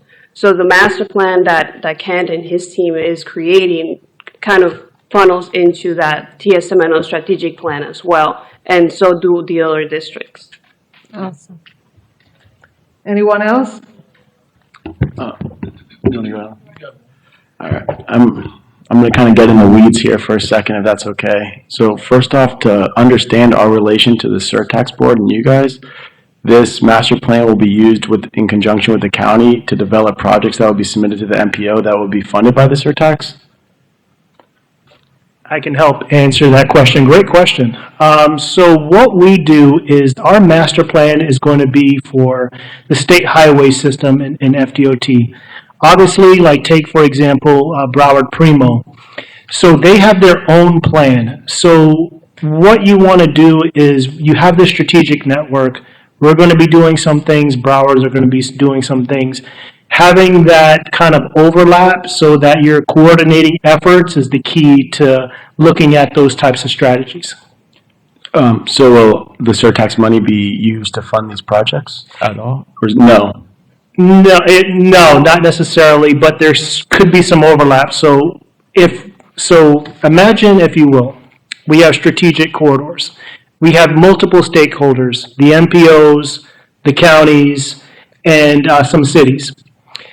What our master plan does is it looks at the corridors and it says, here's what exists and here's what you can do to increase the technology. The different plans look at those strategies and they can influence some of their strategies. They can take some of those, they can do them on their own. FDOT has, a finite budget. We can do some of our own. This plan looks at projects for the next 5 years. Obviously, some of these projects will carry on because, some can be implemented and some would just have to get deferred. Okay. So my opinion will only matter so much if it's not what we're funding, but I'll just give my critique of your guys' master plan. There's a few things I would like to see. Maybe if you could present it or send it to Gretchen, I'd be interested to know all the arterial roads that are counted within this master plan, because there's some contradictory information for us and our goals as a surtax board. If you go to slide 34, goals and existing conditions.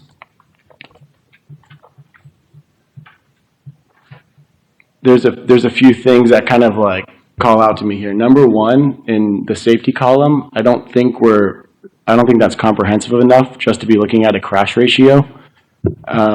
I don't know if your data is looking at pedestrian and bicyclist killed. Yeah, so for us to identify the representation and let's say the one with the best data available across all counties. So we first explored the crash density, but that didn't consider the traffic over the years. So that's why we developed, secondly, the crash ratio, because that was a measure that was more balanced for all counties, because we observe when we use crash density, the northern counties were showing like all in green. So we say that cannot be, because then we will have the northern counties underrepresented.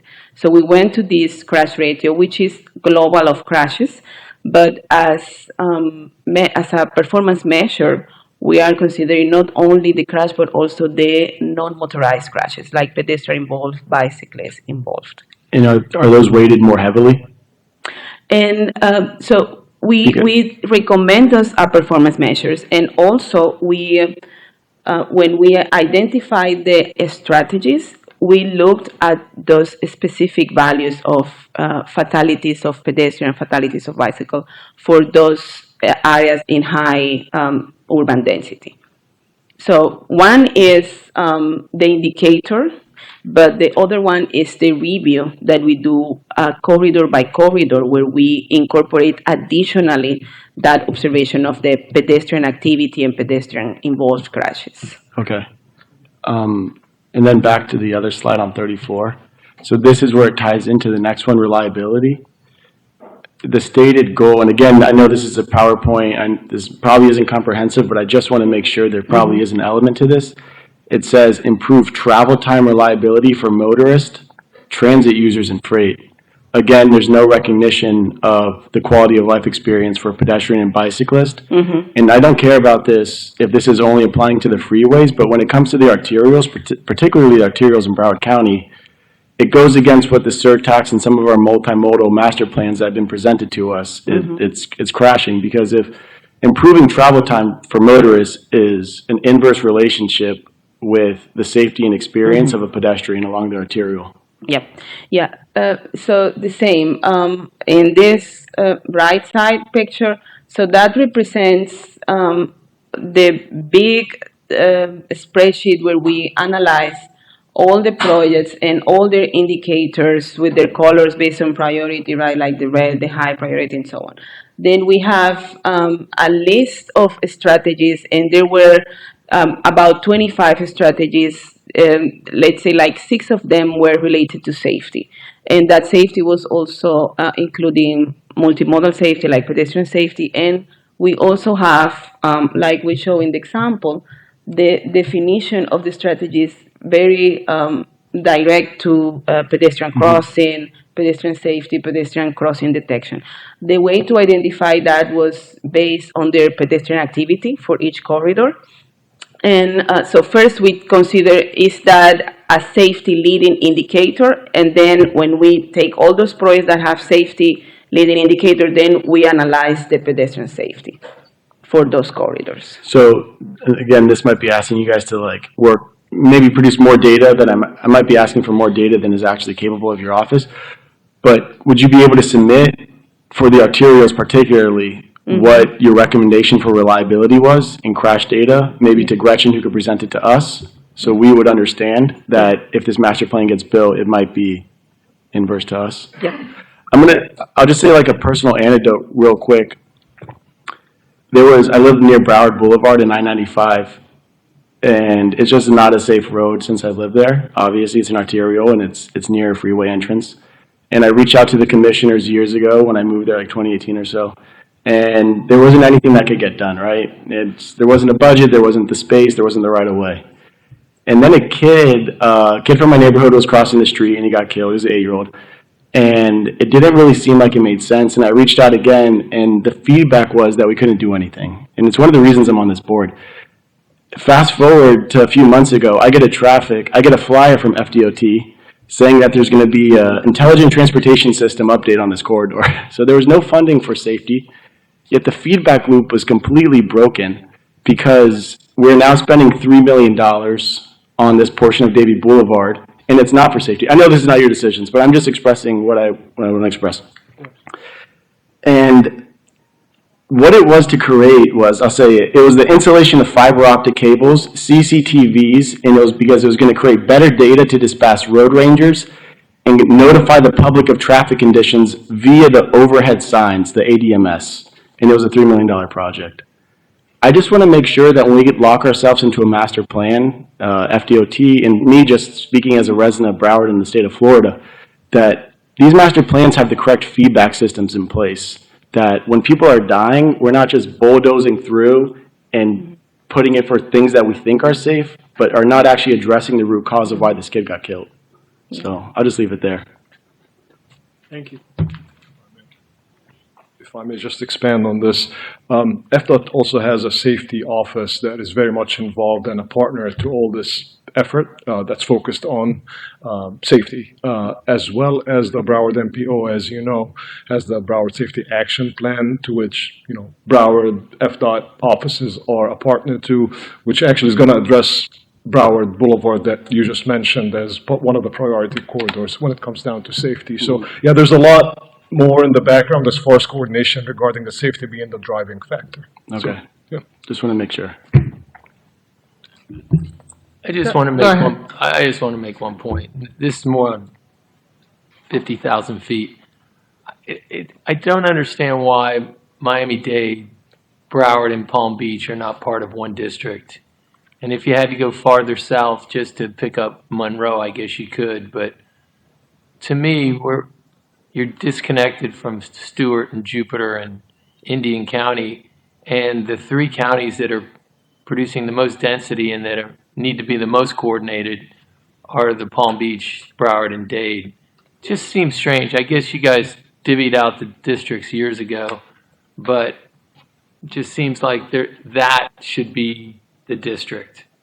And then go north to the softer counties like North Palm Beach, Jupiter, Stewart, Indian County. That's a totally different program, totally different experience. Just a thought. It's a very good question. You're right. They do function differently. They have different identities. Now, there actually is a group called the Southeast Florida Transportation Council. That is Miami-Dade, Broward, and Palm Beach. The MPOs get together and with the county staff, and then they have that organization. Then there's another one for the Treasure Coast, completely separate, which is the Treasure Coast Transportation Council. That's Martin, Indian River, and St. Lucie. They're together too as well. So they do a regional transportation plan. As a matter of fact, they are working on their 2050 regional transportation plan now, have a master plan, a hard document, a summarized version, and a website. And they're also working closely with the Safe Streets for All, SS4A, to adopt some of those safety features in there too as well. As far as the FDOT jurisdictions, that predates me, but duly noted, and we do look at that, especially for our TSM&O master plan. It was actually 2 volumes in the first round. You had Broward, Palm Beach, and then the Treasure Coast. We're still kind of weighting them separately because they have different needs, so that they're both treated fairly, so we are acknowledging that. Thank you. Anyone else? Thank you very much.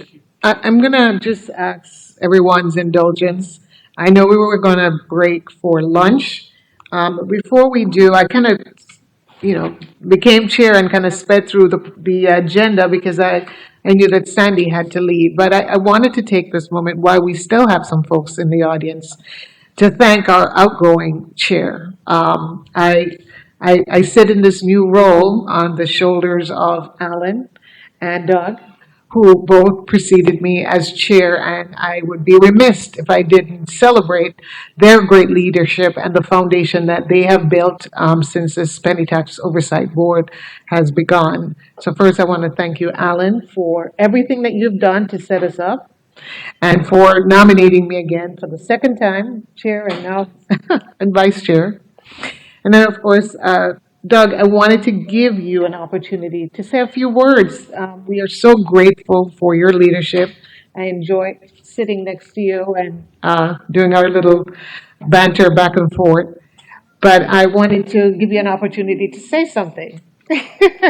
So, You sure you want me to talk? yes, I do. I do. I absolutely do. Well, all I can say is, as a member of this board is extremely diverse, extremely talented, and we're fortunate, and I have, and Alan is, and you will be, to have a staff headed by Gretchen that makes your job a lot easier. We're at we're going to hear later about the legislative, we're at a crucial time in certain things. And we also have the Third Amendment coming up, which to me is extremely important. We're just finishing, what, our sixth year? I don't know. Well, you were 4, I'm 2. And it's been a learning experience. And I would encourage you to continue with pushing the buttons so that we continue to have a positive influence on the money that the citizens have voted for transportation, which includes pedestrians, bicyclists, more than just roadways, as you know. And I wish you all the best, and I plan on sticking around for a little while. Wonderful. Thank I'm you. glad to have you here. And this certificate just really reads that this is being provided to you on behalf of the MAP Broward folks in recognition of your dedication and service as chair of the Independent Transportation Surtax Oversight Board 2023 through 2025. Thank you. Thank you. So much. And then, of course, I just want to, I'm going to continue the agenda, but I wanted to thank you for your very in-depth presentation, quite informative, and I really love that we kind of took a pause on the safety issue. It's something that has been discussed by this board numerous occasions. We believe that safety is paramount, and we will continue to push that agenda, of course. And with that, we're not going to take a break for lunch because it's still I have a question still a about that. little Are they early. ready for us yet? For what? For lunch? Because it didn't say, if they're No. not ready, let's No, go no, ahead we're with the go- next item. We're going to move forward. Yes. Okay. We're going to move forward. See, he's not sharing. Yes. We're going to move forward. We're going to move forward. Thank you for your report. All right, the next item on the agenda, the Third Amendment to the Transportation System Surtax Interlocal Agreement Overview. I'm not sure who's Nathaniel. Okay.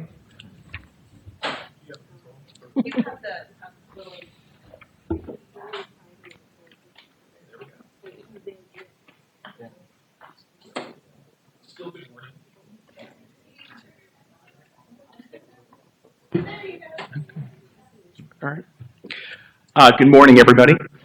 So by way of an update as to where we are with the Third Amendment, which is a fresh, restated interlocal agreement because of the significance of the changes to a great number of things.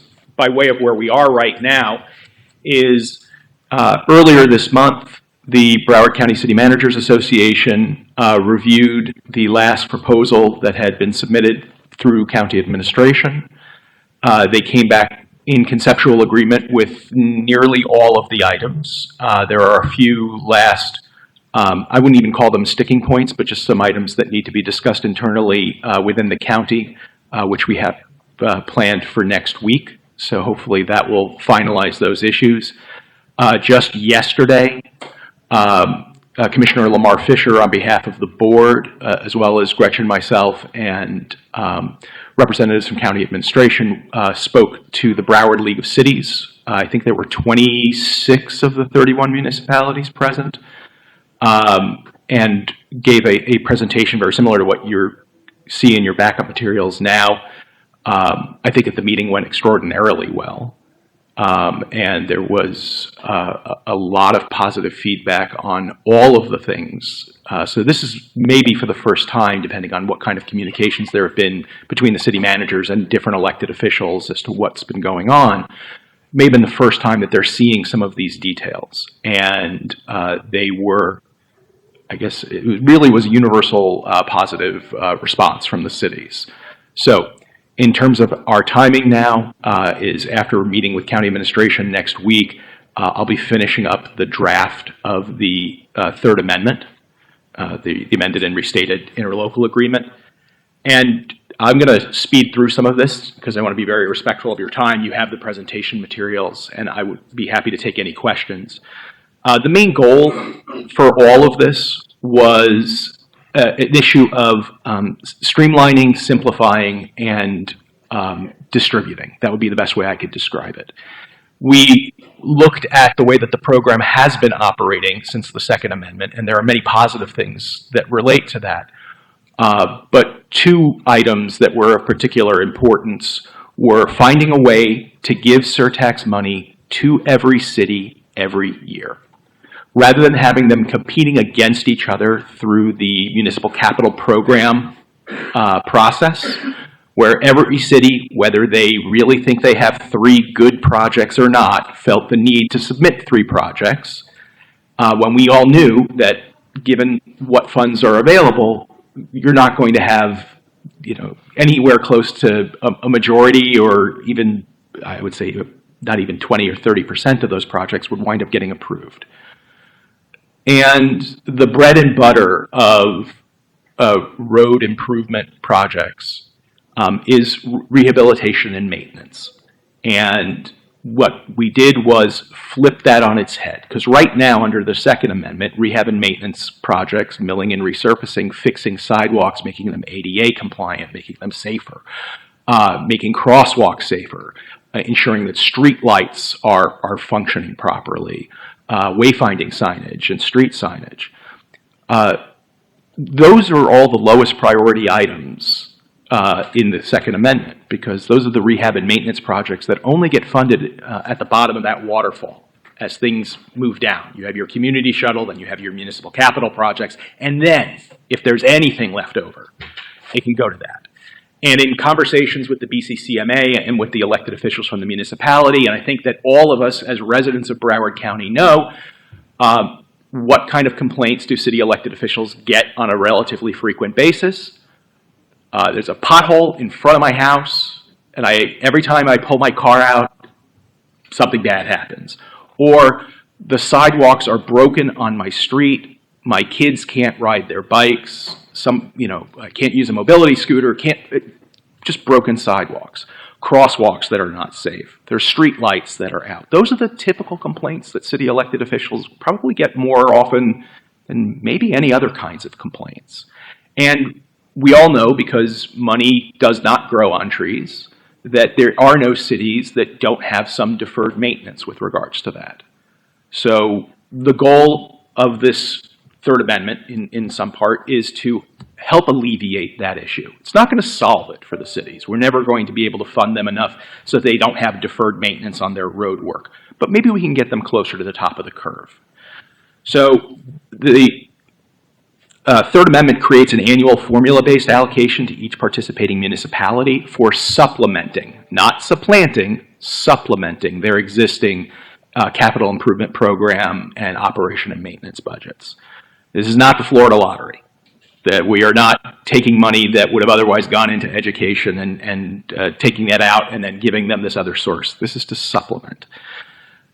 We've had a number of cities that have requested the ability, especially those cities that don't have community shuttles, that may wish to have microtransit programs. Microtransit is permissible use of surtax funds under Chapter 212. It's on-demand transportation.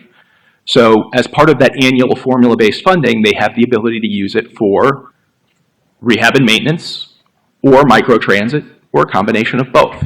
It's annual money that goes to everybody. Everybody has contributed in, everybody will get some out every year.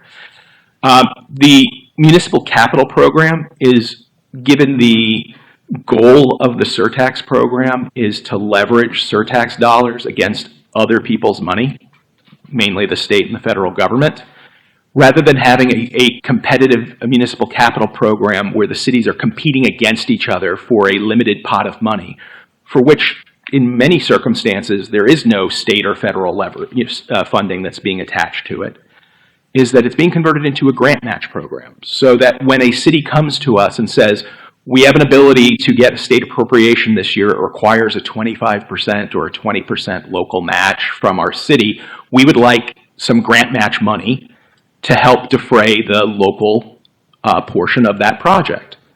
And that's one of the elements of the Third Amendment. There's a fair bit of cleanup that's happening.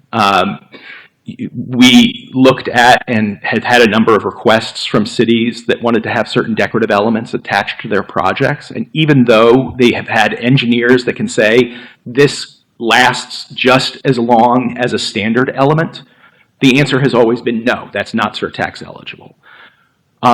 Just because something looks good doesn't mean that it's not surtax eligible anymore. The Third Amendment eliminates that and basically says if your engineer of record says that your decorative element, your decorative street light, your decorative paver crosswalk, if you're doing a greenway and you're putting benches down or things of that nature, if you want to have artistic elements to them and your engineer says they last as long as the standard one, they're eligible up to the cost of the standard one. We're not, there will be no gold-plated street signs that are paid for with the surtax. We would be giving the money or allowing them to use the money under their annual, through the grant match program or through any of these other programs to use up to what the standard cost would be for a standard element. And if they choose to spend their own money to make it decorative, they can choose to do that. One of the things that I saw when I originally looked at the Second Amendment was that we allow cities to create parking structures, park and rides, things of that nature. But they were limited to only charging for parking an amount equal to the operation and maintenance costs of that facility, even though that may wind up being significantly below what other parking areas charge. That seemed a little bit too big brotherish, and we've, under the Third Amendment, have eliminated that prohibition, provided that the money that they do get from a market rate parking charge flows back into other transportation-related projects within the city that would have otherwise been eligible for surtax money. So the revenue that's generated from a surtax-funded parking structure continues to flow back into transportation-related projects in that city road. And we're not going to oversee that in any way, shape, or form, but they will be subject to audit. So we can make sure that they're doing that. We're also going to be, in the Third Amendment, eliminating the prohibition on using surtax funds to maintain surtax-funded projects, because it would seem to be, there are cities that just don't have a ton of money in their capital program projects for O&M. So the worst thing that could happen is for us to have funded a project in a city, and because they don't have enough money to maintain it, that it becomes non-maintained and just sort of deteriorates. So eliminating that will require an ordinance change that we will be submitting when the Third Amendment, or shortly after the Third Amendment gets submitted to the board for review. And of course, the key goal is maintaining the transparency and accountability within the program.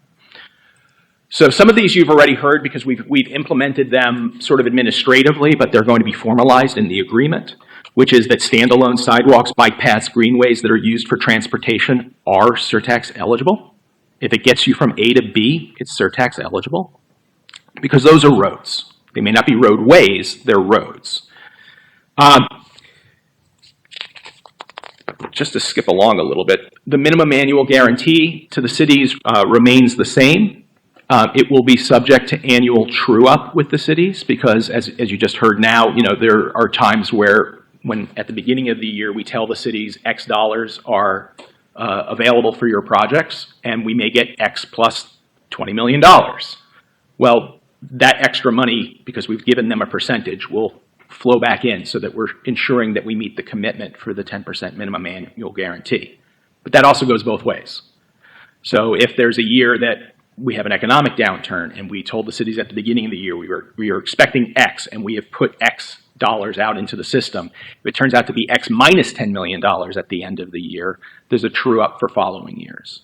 And these are all items that the BCCMA and the elected officials from Broward League of Cities heard from us.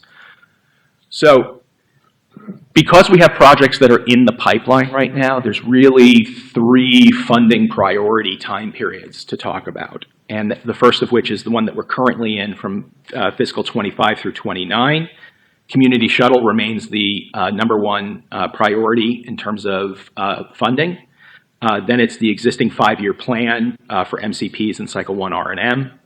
Then we have a formula funding for R&M and microtransit, and we'll get to that slide momentarily, but that is based on cost savings from various parts of the program over some period of years that we're now able to give a cash infusion out to the cities so that they can start working on some of these R&M projects. And then fourth is the grant match program. From 2030 to 2033, we still have community shuttle leading the way in terms of priority. And then it's municipal capital program tails. So it's those last phases of projects that we've already funded earlier phases, because we would not be good stewards of the taxpayer money if we funded your design, and because we changed the agreement, well, you don't get to build it. So that remains a priority. So all the projects, I believe that there are 8 projects that are in the pipeline that we're going to ensure get funding for their tails from 2030 to 2033. Then we have the formula funding for microtransit, R&M, and the grant match program.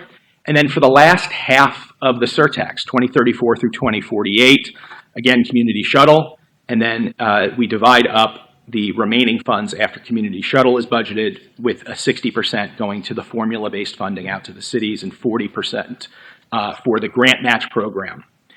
On this next slide, we were asked by the BCCMA to come up with 2 different formula models, one of which was purely based on the centerline miles as reported by FDOT every year, and another one that was based on a modification of that included things along the lines of how much has each city gotten in funding from the surtax on a rolling 5-year basis, as well as median income.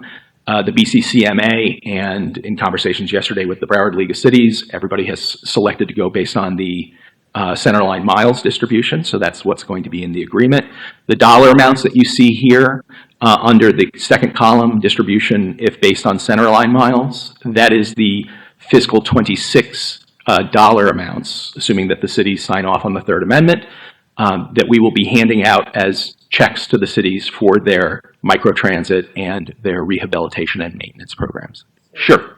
The second one is for plus modifier? Yes, and that was, we gave them both options, and they took the first one. Okay, gotcha. So the second one is not what the cities have selected, and because it is money on the city side of the ledger, we certainly did not want to dictate that as a county. That's the selection that they've made.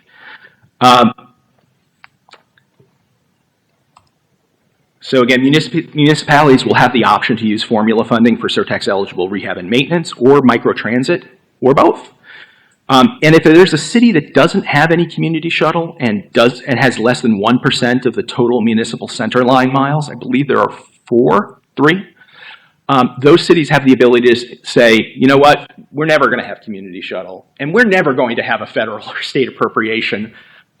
So we'd like to just waive out of those 2 things, and they're going to get an enhancement to their annual R&M funding, so that it's a fairer system for those cities that just don't have the ability to ever get access to those other 2 things. So municipalities that have a community shuttle don't get to drop it, because in many cases, we've just paid for their buses.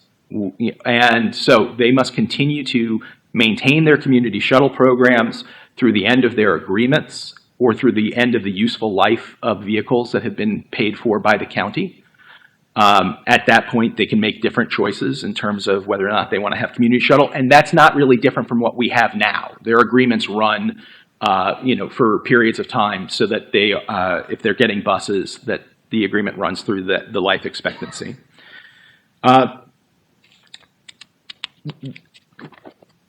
Microtransit and R&M, just a little bit more on that. So the goal of the Third Amendment is we're now in year 6 of the program, or actually year 7 of the program. 6 of the program.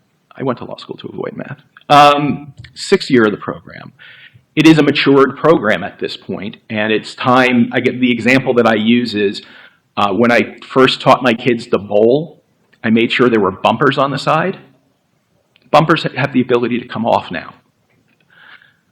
So if the city wants to use part of their formula-based funding for microtransit, great.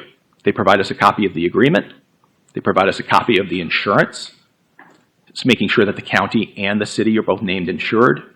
Risk of liability to the county, I think, is negligible or nil because all we are is a funding source because we're not operating the program or managing it. And the cities are agreeing that they're going to ensure that their operators comply with all legal requirements for running a transit system. That includes all the FTA requirements, all the Title VI requirements, making sure that there's ADA accessibility for those microtransit vehicles. There are a number of the microtransit operators that basically said, if you build, if you fund it, we will come. So they're going to have ADA accessible microtransit vehicles. They're not all the cutesy golf carts that you see out east. Even if you are golf cart, you're out there, which a lot of them are. Yes. How are you getting a wheelchair now today? So what we've been told from a number of the municipalities is that the microtransit programs are app-based, and you have the ability to select that you need an ADA-accommodated vehicle. And they're going to be responsible for ensuring that happens, because I'm sure none of these cities want to get sued for an ADA violation, nor does Circuit or Cricket or Freebie or whatever the heck these companies' names are. I don't know them all. So it's going to be on the city. They wanted to get the bumpers taken off. They have responsibility, and they have accountability for this. Again, we also set some very basic insurance requirements because some of those vehicles are, in fact, the cutesy golf carts. And then municipal rehab and maintenance. Again, this is to supplement, not supplant their programs. In order to get access to their annual funding, they provide us with a list of the projects that they intend on doing with their start and completion dates, information that we'll need for MAP administration to be able to track the project and for Sandy's shop to be able to issue a CBE goal memo associated with it. And other than reviewing it to make sure that it's statutorily eligible, which, again, road rehab and maintenance, I can't imagine a road rehab and maintenance project not fitting within the definitions in Chapter 212 for surtax. But we do a legal review to make sure that they are an eligible project. MAP administration and others within the county will make sure that their proposed rehab and maintenance project doesn't conflict with a county, state, or other municipal project. We don't want them doing milling and resurfacing on Sample Road in their city, and then the next city is also doing milling and resurfacing at the same time, because that just makes life miserable for everybody. But the answer is never really going to be no to the cities for an eligible project. It may just be, you need to start it a little bit later. You can delay. The municipality, and this was actually something that got brought up by a couple of members, elected officials yesterday at Block, was what happens, because you saw from the schedule, some cities will have enough in a single year to be able to do sizable rehab and maintenance. Others may not, because it's based on centerline miles. If they wish to defer receipt of their funding for a couple of years, up to 3 years for larger cities, up to 5 years for the smaller cities, they have the ability to do that with notice to the county. Their money is their money. And even though the money rolls into the next year, it doesn't get counted for the MAG for the next year. It's counted for the MAG for the year that the funding was made available to them. So when they're ready to do that project, they'll be able to get a much larger lump sum at that point for a couple of years. MCP tails. So we're still working on the reviewing, ranking, and recommendations of MCPs. The Cycle 3 projects that are in a design phase that were not subsequently recommended for construction funding for 28 or 29. There's 5 Cycle 4 projects that potentially are going to be further on down the road. So of the 8 projects that have not yet been recommended for construction funding in the current 5-year plan are going to be prioritized for funding in Cycles 6 through 10. So that'll be, even with that funding, for those projects to make sure that they get constructed, since we've paid for design, we will have money, we expect to have money left over for the R&M and microtransit allocations every year. So, grant match program, again, we will advise the cities of how much money is available in the grant match program every year. They can submit an application to us saying, hey, this is the project we want to do, this is where we think we're getting the money from. We're going to make every effort to avoid competition. So if two cities come, they're doing the same kind of project in the same kind of area, we may suggest that they submit a joint project. If there's something that may conflict with a county project or a state project at the same time, again, it's basically bumpers off. And we're just reviewing to make sure that it's not creating a conflict with other projects that are ongoing. So its funding is generally going to be available on a first-come, first-served basis, subject to review and consideration to make sure that it's the maximum leveraging of funds from state or federal sources, making sure that it aligns with all of the project goals of the surtax program and the county commission's strategic plan. Each city is only going to be eligible for one funding under the grant match program every year, so nobody can say, I'm going to get 8 different grants this year, I would like all of the money. Everybody's entitled to get one. Yes, Mr. Hoover. Is it the grant match, is it based on that total on the? No, that total on the other slide, that is just the pure cash infusion for the annual formula-based fund. Okay, so if you have a program you want to do and you've got a grant, you can come and get additional funding provided that it meets whatever requirements. That's exactly the point of it, which is, typically these state and federal appropriations require 20 or 25% local match. So if the city comes to us and says, we would like some surtax money to help defray the local match, that's what it's for. So that we can say, okay, you need it's a $100 million project. They're going to be willing to give you $75 million. You need $25 million. Come to the county for the surtax program to get some of that. But we do require, and this was an item that was brought up by a number of our county commissioners at various meetings over the past year, that the city should have some skin in the game too.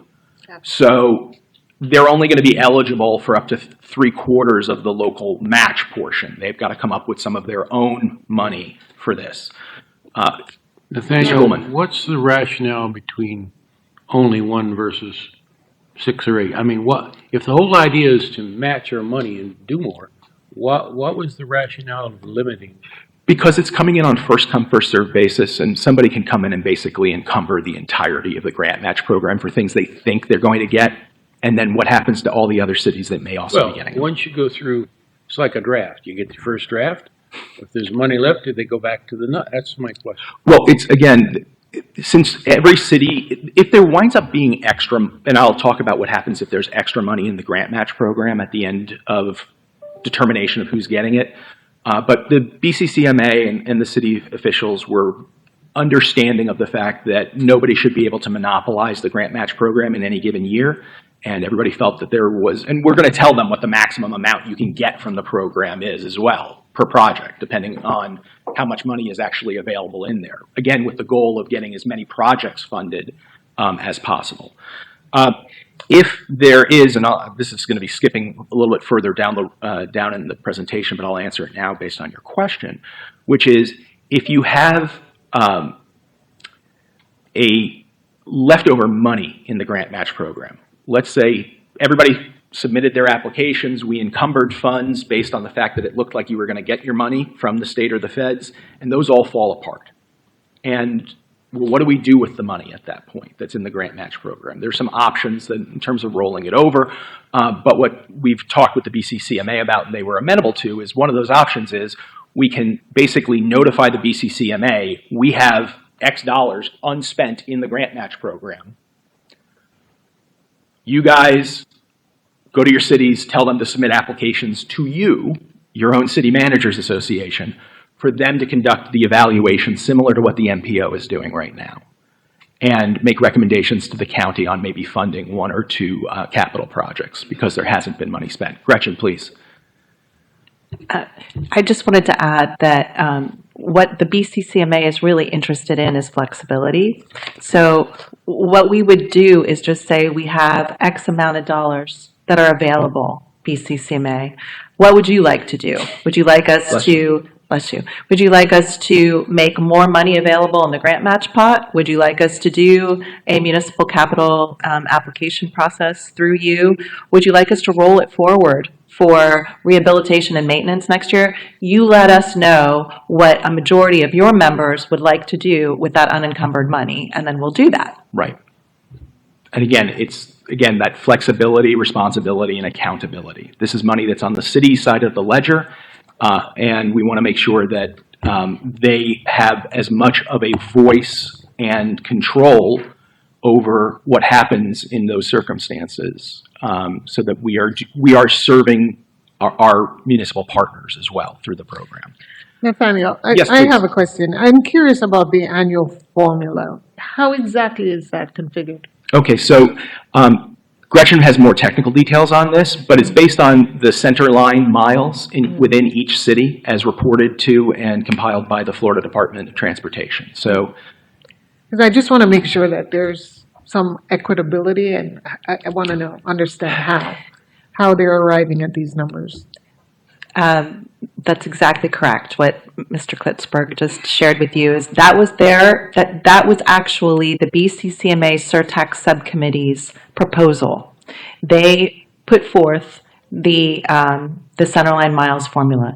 Basically, you just look at the total centerline miles that are owned by municipalities throughout Broward County, and then the number of miles attributable to each municipality becomes a percentage, and that percentage is then applied to the total dollar value that's available from the county in that pot. So for the first distribution, as you saw in one of the previous slides, the total cost savings that's been made available to the municipalities is $30 million. So based on the number of centerline miles that a particular municipality has, the percentage of the total then gets applied to that 30 million. And as Nathaniel pointed out, we were asked by the Surtax subcommittee of the BCCMA to look at other options. And we looked at dozens of other options and ran all kinds of variations and modifiers to the formula. One of the biggest pieces that we heard consistently from the BCCMA during our negotiations was, well, how do we create something fair? So if we're going to go forward with this kind of formula process, how do we acknowledge the amounts of money that cities have already received through the Surtax program, try to create a little fairer baseline? So that was one of the biggest pieces. So we heavily weighted the amount of funding that every municipality had received. And that would be through the community shuttle program, capital projects, rehabilitation and maintenance projects. But again, when they saw how that looked, when they actually saw how that impacted them, the majority of the municipalities chose to stick with the straight centerline miles. So that's where we are. I think about things like population, levels of congestion, and all of those other issues would have been more of a determinant of how much money each city would receive. But centerline model. they elected to use centerline miles. Okay. And ours is not to question why. Ours is just to... Yeah. So, oh, sorry. All right, go ahead. I also, wanted to mention that there were so many different standards, considered, including the population and the miles and some hybrids, But in the end, there is really, we're a big county. We have a lot of cities. We have many large cities and many small cities and everything in between. So one formula, even a hybrid formula, in many cases, didn't optimize it. And so I just want to, thank you, leading the negotiation, with the Gretchen, please. Gretchen and also county administrators, office. These negotiations are never easy. Parties always, ask, for more.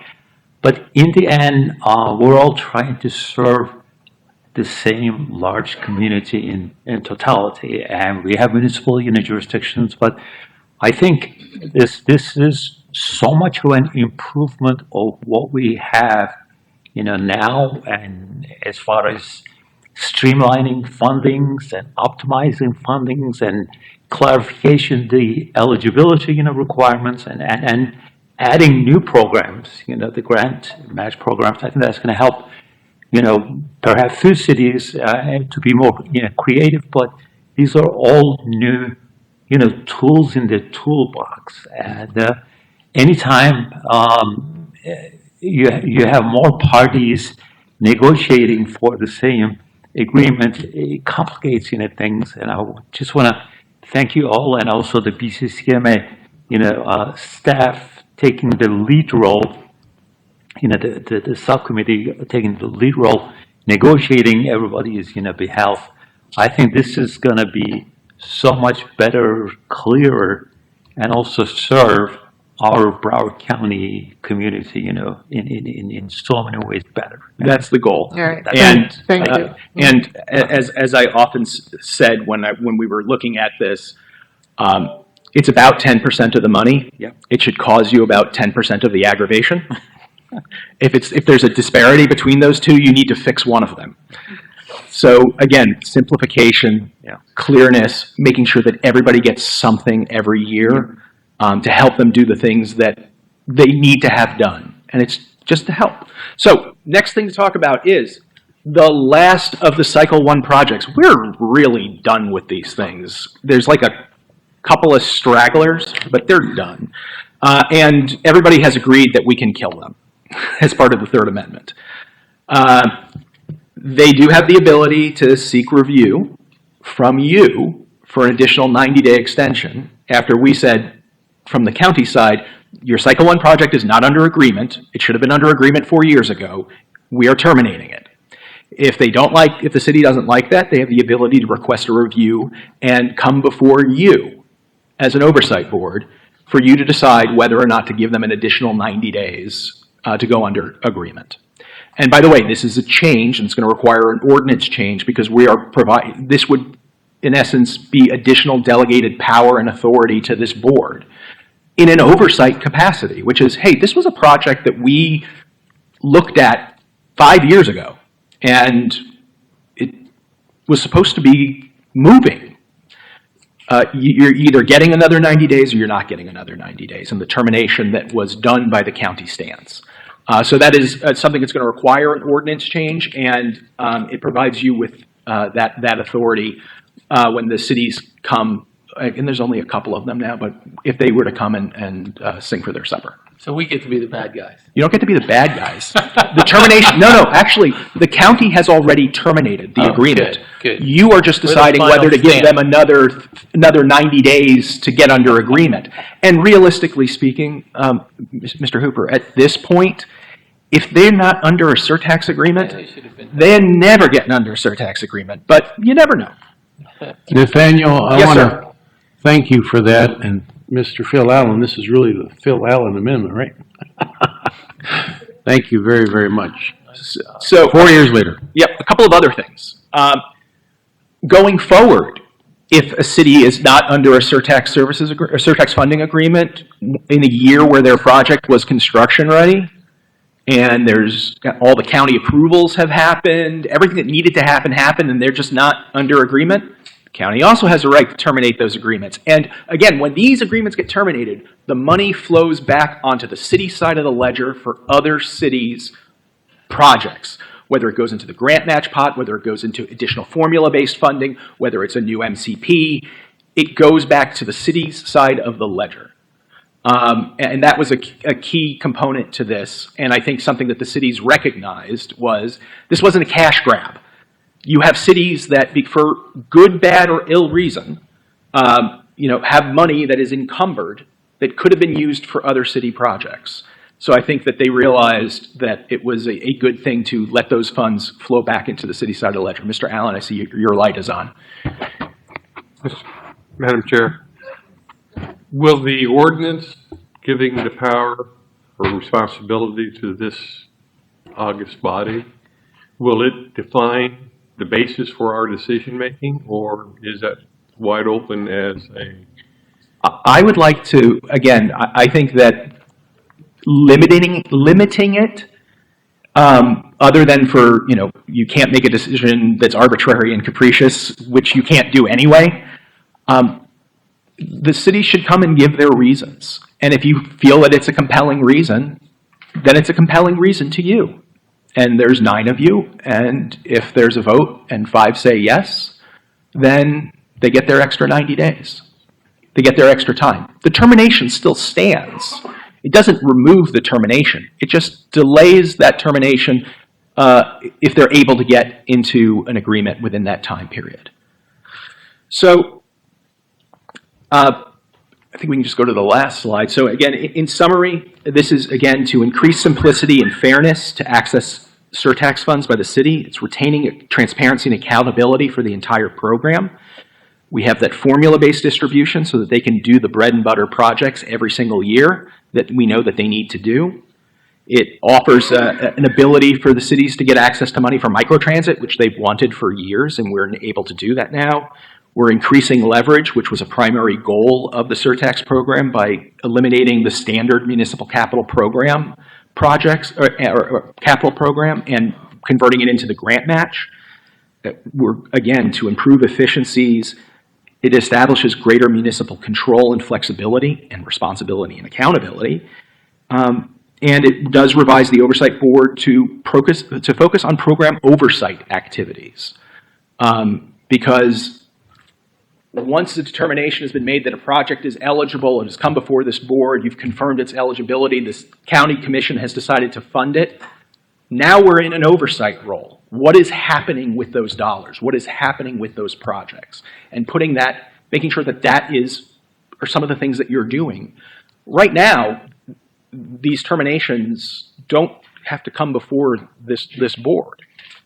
They're done administratively, but giving the cities that one last opportunity after a decision has been made on the administrative level to terminate their project to come before a citizen board and request additional time hopefully for a good reason.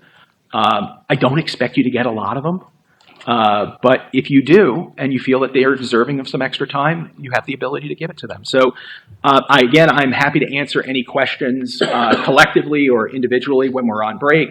Not collectively when we're on break, which we'll talk about during the afternoon session. So if there are any questions, I'm happy to take them. One. I see we have 2.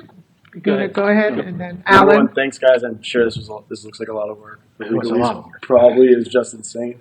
Yes. The one question about the objective 7. On which page? Last one? Page 48. Okay. I'm sorry, it's up quite a bit. Sure, no worries. I think that's it. Overview of objectives. Yes. So I think we talked about this once before. So eliminating prohibition on using surtax fund to maintain capital assets built with surtax funds. The example I always think of is if a city is struggling with their roadway and resurfacing budget and then file for a road widening project, they now have double the maintenance, and we're going to be allowing them to use surtax fund to maintain that new roadway that's wider. So it'll be increasing their debt. And this alarms me only in the sense I wish the surtax goes on forever, but we are under threat from the state and everything else. I don't know, like the fiscal discipline of increasing capital debt without them already having the ability to pay to maintain for it. To maintain it seems inverse. It is a great point and a great question. And if we were continuing the municipal capital program project the way that it currently exists, where everybody throws in their 3 applications, the MPO makes recommendations, and there's 5, 6, 8 projects that get put out every year. All we're dealing with right now are the projects that have already been approved. Okay. And we're talking about those projects that we have the tails that are left, that we would be funding the construction phase for something that we've already paid for design. Or a project that's already completed. Okay. And in weighing the equities of, is it worse for us to have spent $10 million of surtax money to help them with it may not be a road widening. It could have been a sidewalk project. It could be any capital project. You know which one I'm going to pick, though. Watching it deteriorate because they don't have sufficient funds in their O&M budgets every year to maintain. It may be like 5th priority project, and they may not get to it for years. If they're getting that money from the surtax for the formula-based funding for things that are rehab and maintenance, the determination was made that it was the benefits outweighed the detriments to making sure that the stuff that we paid for to have built is maintained properly. And again, since we're not going to be having the same breadth of a capital program going forward, you're not going to have the cities fighting for a the road widening project. If the state is going to give them 75% of the money, or the feds are going to give them 75% of the money for something, then again, we're providing that grant match money, and then they would be able to use their annual formula-based funding to, again, make sure that something that we helped them build, or provided them funding to help them build, is maintained properly. Okay. So that's the best way that I can explain it. I understand your point. And what do you think in the future? I don't want to see, but if the surtax isn't here in X amount of years with these assets. I'm sorry, I couldn't hear you. I guess it's just, I guess we don't have to think. I just think of it sometimes in the sense of fiscal discipline for the future. It keeps me awake at night. Yeah. I don't it's have part of the program, and there's no answer. I don't have a good answer. But I appreciate you guys. It's a big thing. So Thank you, sounds sir. great. Mr. Hooper. Yes. Thank you. Yeah, great job, Gretchen, Phil, Nathaniel, the board, anyone that participated in that. That took something that was brain damage and turned it into something that's going to be easier to deal with. So thank you for that. And then the other thing, me being cautionary, you're going to bring in, there's going to be an amendment to the ordinance. Yes. I would just ask that you highlight, we're going to get to review it. I will be happy to, because of the timing of this and the start of the new fiscal year and the fact that the county commission goes out on its summer recess late June, there's only one meeting. The goal is to have the third amendment go before and again, the third amendment is consistent with this. The ordinance change is going to follow that. And as soon as we're done with a draft of the ordinance change, I am more than happy to distribute that out to every member and have individual conversations. And if you could highlight the additional roles that are going to be given to the surtax, and if you could highlight any roles that are going to be removed from the surtax or that impact this board's authority, things that it is required or not required to do as of today. If there's any changes to our of course authority, I would like it highlighted so that we can see it. It might just be added role. I don't know. So I will tell you that in terms, there is one role that is going to be clarified, and I know that this is something that's been brought before this board before. I think that the county attorney even came one time to talk about it, which is the issue of eligibility of programs under the statute. That's going to be done through a presentation rather than vote, since the issue of whether something is statutorily eligible, because again, this board is an oversight board over how projects that have been deemed eligible and that the county commission has elected to fund are being performed. So the language regarding eligibility is going to be clarified, because I know that has been something that has come up a number of times in the past. All projects will still come before this board. All expenditures will still come before this board. That does not change. Okay, but you're bringing something in front of the board that is going to change something because of eligibility or what. There's obviously a perception that this board sees things a little differently than the county does or that the legal department does. And so if it's going to change the authority of this board, and if this board was placed here by a referendum, then we should be able to discuss that in an open forum. And you will be able to, given the timing of this, since the agreement is going to be going before the board, the ILA goes before the board, and the provisions that relate to expanded or changed roles for this oversight board are noted in the Third Amendment as subject to ordinance, upon an ordinance change allowing X, this happens. So we have some if-then statements in the agreement because of the timing. And we will be meeting again in August while the commission is still out on recess. And there should be no reason that I don't have it done by then, and we can have a robust discussion on it at that point. Absolutely. Perfect. Thank you. And again, once I send it out to everybody, which should be, or once it's sent out, which should be well in advance of that meeting, I'm happy to have as many conversations with anybody that would like to talk about it, because the goal is to have you in a meaningful, and I said this at the last meeting, a meaningful role without overburdening the oversight board with new things to do for the sake of having things to do, because you're all volunteers here. This is not your job. This is part of your service to the community. So we don't want to add 20 hours a month of extra activity for you. But we agreed to do the job, and granted, it's a volunteer job, but it's a role that is required by the voters and Yes. the citizens of Broward County.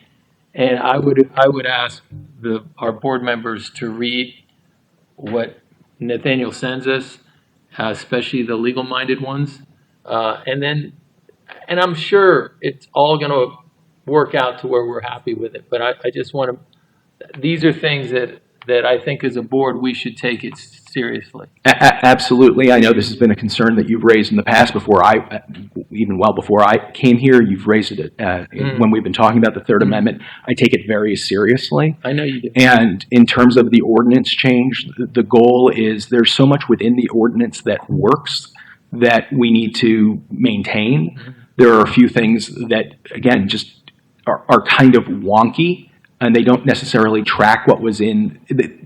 They do track what was in the language of the ballot initiative, but place you in a role that is not an oversight role, and would place you in a legal role, which didn't make sense the first time I saw it, and had gone through it. So there's when I say that there are minor changes on those issues, I mean very seriously that there are minor changes on those issues. And again, you will get it well in advance. We can talk about it individually and collectively at our workshops in August. Awesome. Thank you very much. My pleasure. Thanks, Nathaniel. I think, Doug, you had something? I don't know if this is a fair question, but I'm be the always judge. looking out for the cities. How would you handicap percentage-wise what the cities wanted and what they got in the Third Amendment? I think the best way to describe it is I think that the cities got the vast majority of what they really wanted, not necessarily how they conveyed it. That would be there were things that, and there happened to be a number of things that they didn't know they wanted, that when we talked to them about it, they thought were very good ideas. I often think of it like, to some extent, these kinds of agreements, because you've got 30 other parties, and there's never going to be unanimity amongst everybody on everything. I try to treat agreements like this like Apple treats the development of products. We're trying to come up with something you didn't know you wanted yet. And when you see it, you're like, oh, we would like that. And again, the grant match pot, for an example, seemed to be universally liked amongst the cities, but it was not one of their ideas. Well, thank you for your tenacity, and ever long it takes for Amendment 4 will tell us what a great job you did on 3. It'll never happen. Oh, and by the way, if there do need to be minor tweaks and changes to the agreement, we are putting in language that says that it does not require an amendment signed by 50% of the cities representing, 50% of the cities representing more than 50% of the population. So that's my sneaky way of saying no Fourth Amendment. So I think if there are no other questions, we're going to go ahead and break for lunch. I know we had previously allotted an hour, but if we could do it in 30, 40 minutes, that would be best. And then that way we can get through the rest of the agenda. We would like to go ahead and resume. Everybody's here. Let's move this agenda forward. All right, great lunch. Thank you, everybody who was involved in that.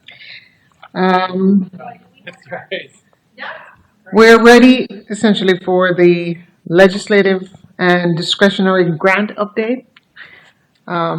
Is Greg here? Madam Chair, Mr. Burns is joining us from Washington, D.C. on the line. Okay. all Greg, right. are you there? I am here. All right, we're Excellent. ready. Thank you. Thanks, everybody. Sorry that I'm not able to enjoy your tasty lunch. I could actually use some of that right about now.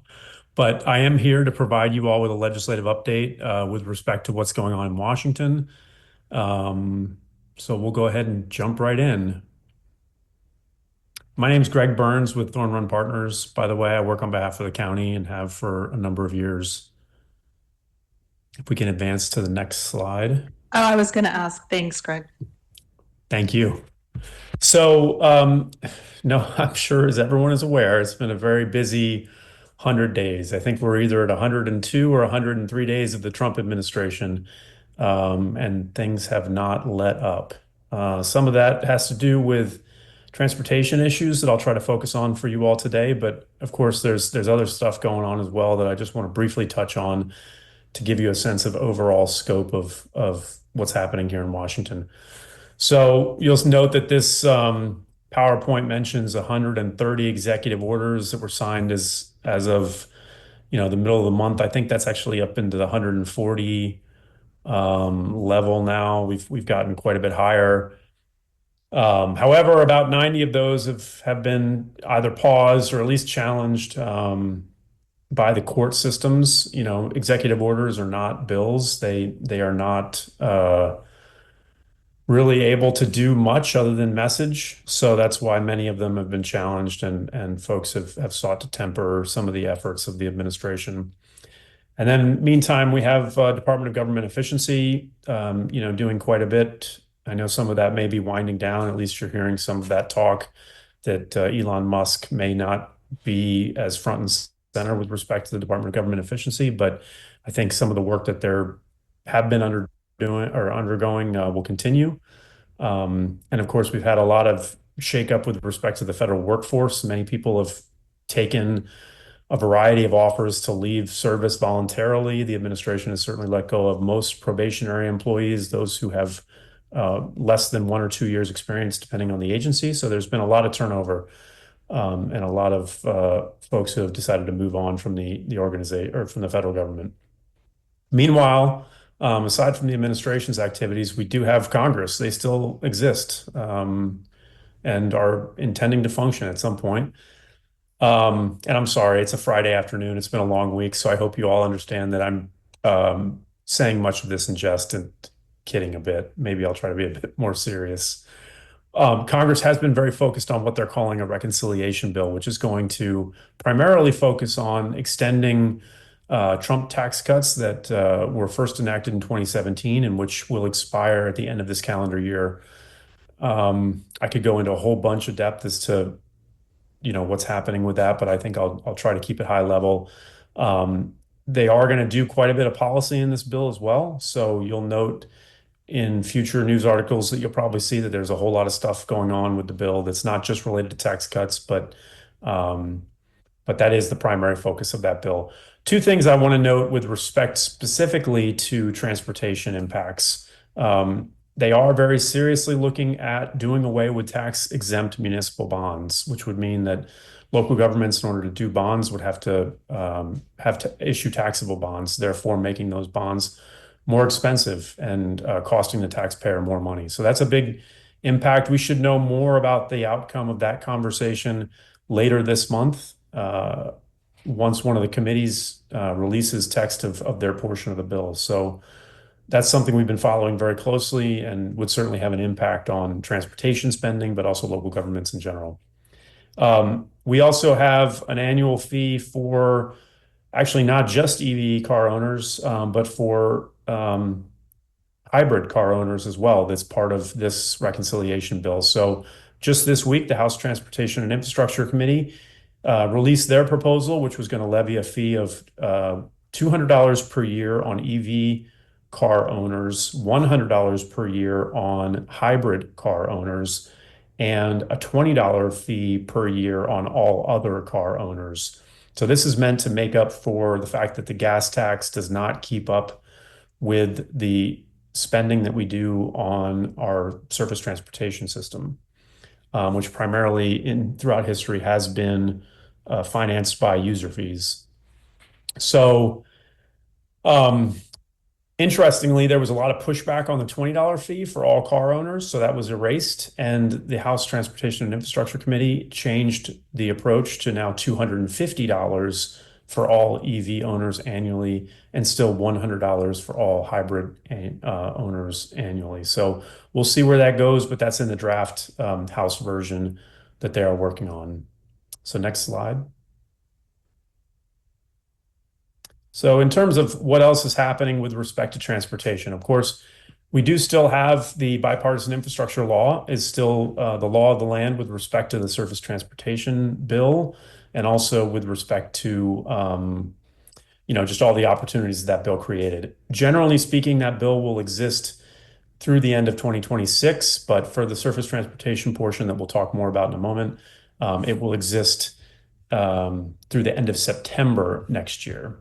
So, of course, the administration has sought to pretty significantly change a variety of these grant programs and change the award criteria. I won't get into a lot of detail about that, although I could, just for the sake of time. It's been interesting to watch how they've adjusted these programs already, and I think that will continue to happen. I do think that the administration will likely continue, spend the money that's available in the law. Personally, I don't know why they wouldn't get it out under their own rules and regulations and with their own criteria, and award projects and then take credit for them. So I know there's been a lot of talk of freezing funds and canceling funds, and some of that has occurred in the transportation space, but I think most of the money from the infrastructure law, is likely still to make it out the door, given the fact that it's there. We have seen a slower rollout of many grant programs. And then, of course, there is, sort of the most controversial program, I suppose, from the administration's perspective, have been ones that focus on EV charging. They've really tried to curtail the expenditures on those programs. However, there was a recent judicial ruling that targeted the Office of Management and Budget, asking DOT to force them to spend the money. So we'll see how the administration responds to that. Time will tell. But again, I still think that most of the money that's in the law will ultimately be spent. Another reason why today is so busy is because President Trump released the first iteration of his budget for the next fiscal year, starting October 1. So that's fiscal year 2026. It only came out at 10 o'clock this morning, so it is also only what's known as a skinny budget, meaning it is really devoid of many details. But it does have enough detail for us to get a sense for the first time, really, of how Trump, hopes to change the federal government in the way that he sees fit. So we're certainly following that pretty closely. We'll send out an update to the county team probably early next week with our takeaways on what this means. I think one thing to remember is that a budget really is just an outline of what the administration wants, but they are not the ones that write the law. And so therefore, Congress will have to begin work on appropriations bills to fund the government for fiscal year 26. And those will ultimately be the recommendations that will be made by the federal government to how to spend funds in the future fiscal year. But this will be the first time, again, that we've seen, a codification, I suppose, or a writing on paper of, some of the changes that the Trump administration has already begun to make through the DOGE efforts and other things to shrink and or eliminate federal agencies or sub-agencies or whatever, or programs. This is the first time where they really have to put pen to paper. So we'll see where Congress goes with these recommendations. You will see a lot of news articles, I think, about impacts of the president's budget, but just know that they're recommendations, not final plans. And I'll just add that Congress does have to work on a bipartisan manner. I didn't really talk about that much with respect to the reconciliation bill. That's a very specific legislative approach that can only be used once a year, that only requires majority support in both the House and the Senate. But traditionally, all other pieces of legislation, including appropriations bills to fund the government, do require bipartisan support, particularly in the Senate, where they require 60 votes to move past filibuster rules. So next slide. So, of course, I've already talked a little bit about how the bipartisan infrastructure law will expire. And I mentioned that the surface transportation programs will expire even a little bit before that. I think it's important to note when we talk about what the next iteration of the surface transportation bill will look like, that the bipartisan infrastructure law was in part a surface transportation authorization. So on the right, you'll see a visual. $650 billion was kind of the surface transportation part that was focused on really reauthorizing existing programs. So it wasn't really new spending. And then that other portion in the pie chart that's shown in the red, $550 billion, of which some went to transportation, but some went to other types of projects and programs related to infrastructure, was roughly half of the overall bipartisan infrastructure law. So it's a little confusing, but in many ways, this next iteration of the surface transportation law is going to look very different because we don't anticipate a lot of that new spending to continue. And so in many ways, you'll see a lot of programs disappear. You'll see a lot of, things will feel like, in a sense, that they could be cut. We'll talk a little bit more about that in just a moment. But, it's going to be a hard issue to get through. Anytime that in today's environment where you're looking to spend more money, even on things that are traditionally as bipartisan as infrastructure, can create challenges in Washington. How do you pay for it? What other kinds of things could you be doing with the money? Could you be trying to devolve some authority to states and locals? What other kinds of changes might you make? So those are all kinds of things that they're going to get into.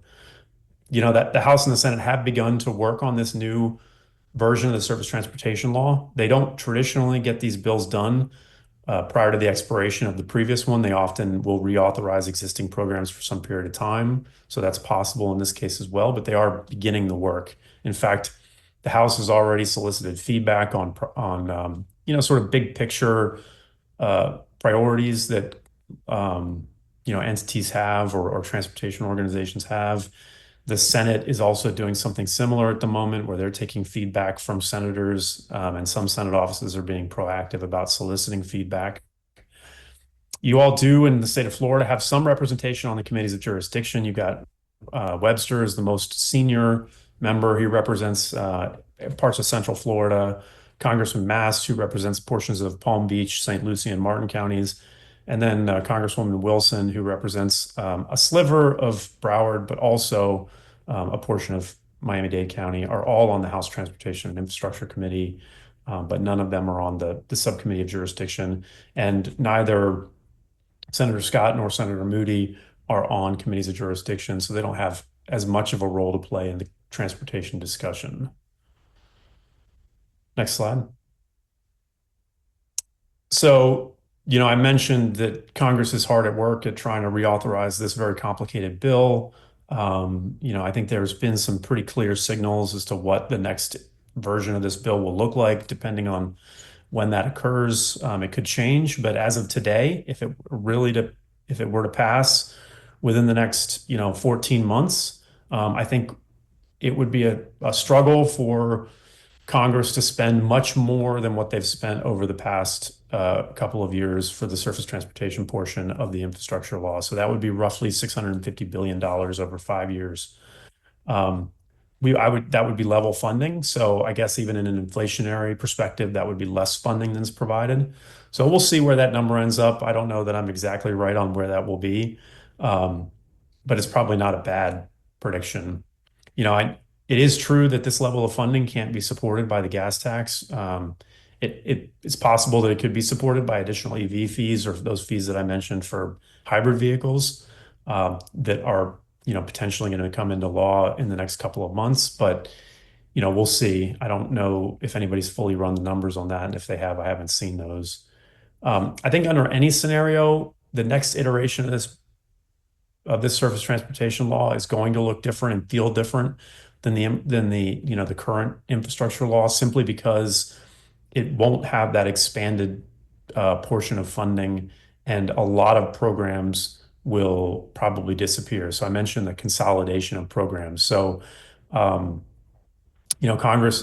believes, at least today, and I shouldn't say Congress as a whole, but the majority believes that all of the discretionary opportunities that have been available to people, some of which you all have in the region have tried to take advantage of, have led to, delays in getting the funding out. And so I think the Republicans, the majority, primarily would like to see money go out the door faster, and they'd like to see the money go towards what they consider to be traditional surface transportation programs.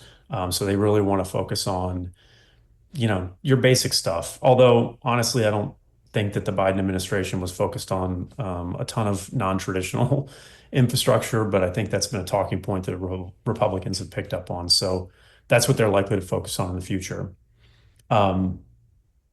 I think they are going to send much more of the money via formula to state DOTs. There is a possibility that MPOs could receive slightly more direct funding, but we'll see how that plays out. I think traditionally, sometimes these bills kind of ebb and flow. Sometimes particular majorities will come in and create a lot of new programs to try to address issues that are and concerns that they've heard about over the years. And then on the flip side, you'll have other groups come in who will say, well, that funding's been too slow to get out the door. It's too hard to access it. My communities haven't been able to access it. So I want it to go out all to the state DOTs. It'll be much more efficient, they think, and we'll get the money out the door. So that's probably where we're headed. I mentioned privatization also. I just think that certainly the majority would like to emphasize efforts to enhance privatization if they can.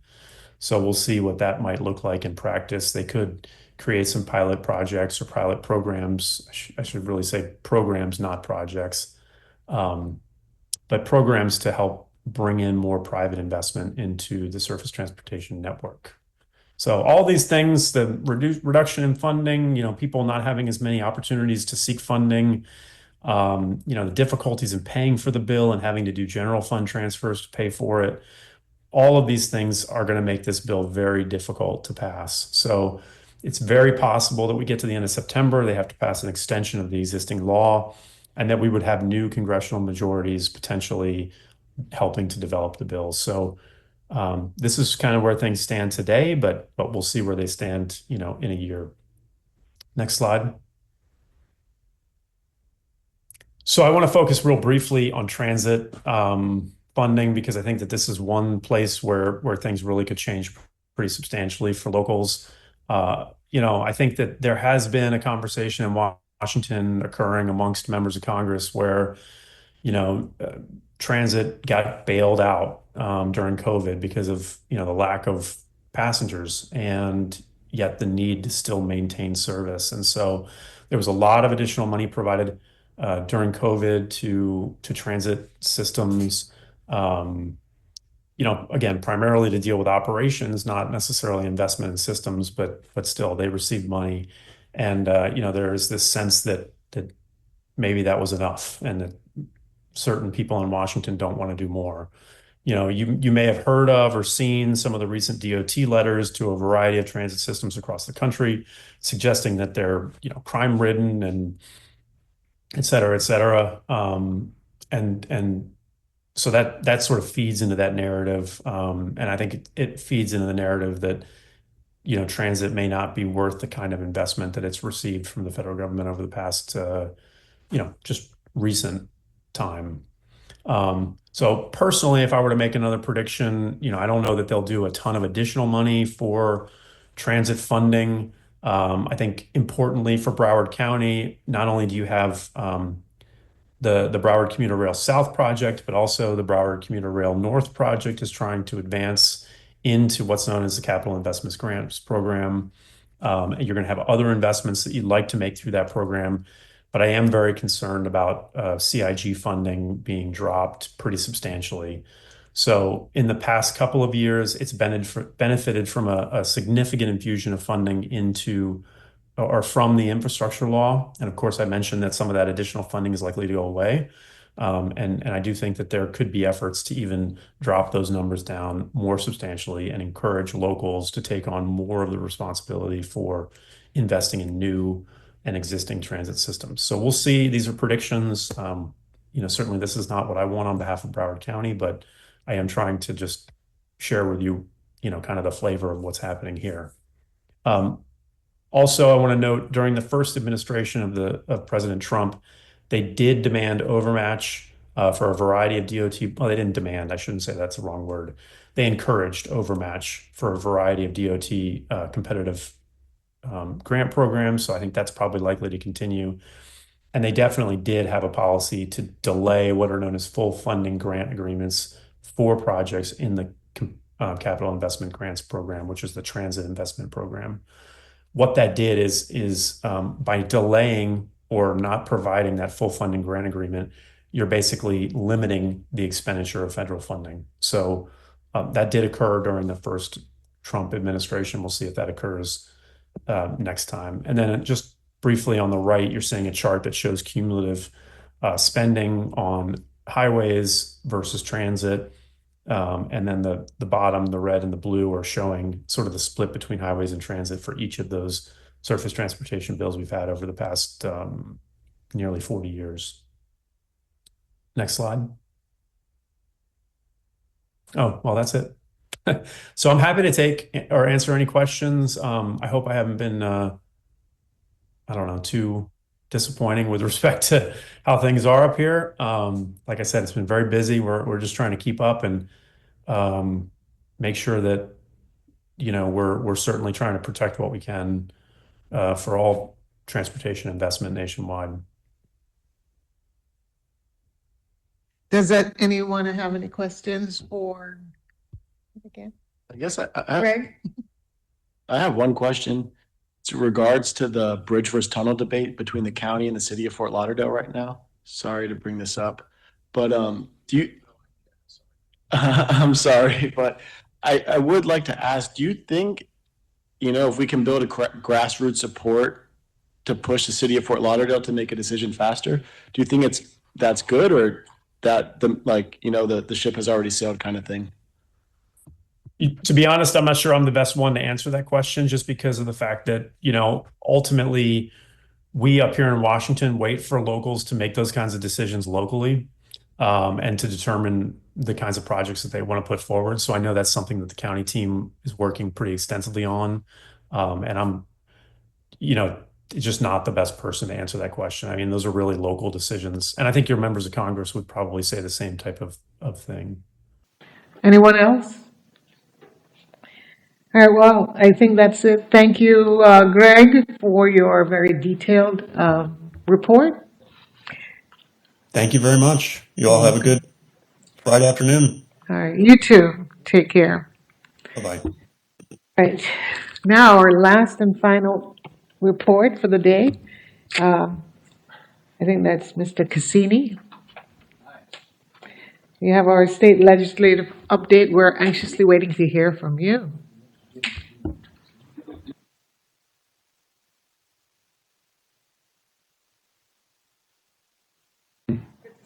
You too. And good to see the whole group. How's everybody doing?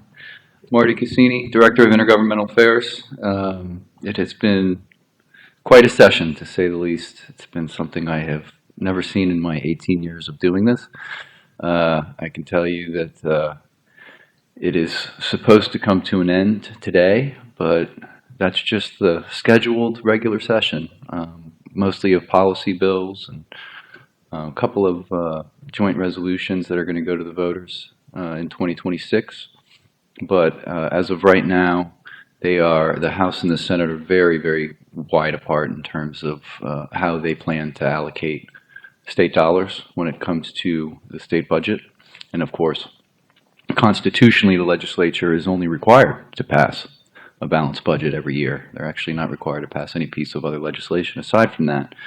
But they are, in estimates, probably about $3 billion apart still. And they just were not able to come to any kind of conclusion before the end of the regular session. So there's a lot of rumor that is going on right now about when they will come back to finalize their budget. The appropriations chair in the Senate actually said that Tallahassee is very nice in the end of May, beginning of June, and that it will be nice to be here during that time. I think he forgot about the pollen. So So that remains quite up in the air, and that's really what's taking a lot of the air out of the room up in Tallahassee right now. Although there have been some other substantial bills that have passed. I think that I did have a one-sheeter to. Madam Chair, there is a document in your binder on, I believe, the left side that was provided by the Office of Intergovernmental Affairs last night. That is the update on the bills that affect the transportation surtax. And I really wanted to just go through the really important ones, which are the two on the top of the page. So House Bill 1221 and Senate Bill 1664 really kind of caught us off guard when they were initially filed. Didn't really know where this was coming from, but essentially the bills would have required all discretionary local option surtaxes. So not just transportation, but infrastructure, school board, bonding, the beverage tax down in Miami-Dade, healthcare. I mean, you know, you're talking anything that would require the local vote that would add an extra cent, half a cent, whatever the local government really wanted to do. It would have required a referendum every 8 years to renew. Yeah. So, yeah, exactly. So, just the inability to engage in any kind of long-term planning would have been near impossible if anything like this had really moved through. We met with both the House and Senate sponsors on this, explained to them our position, especially around this program.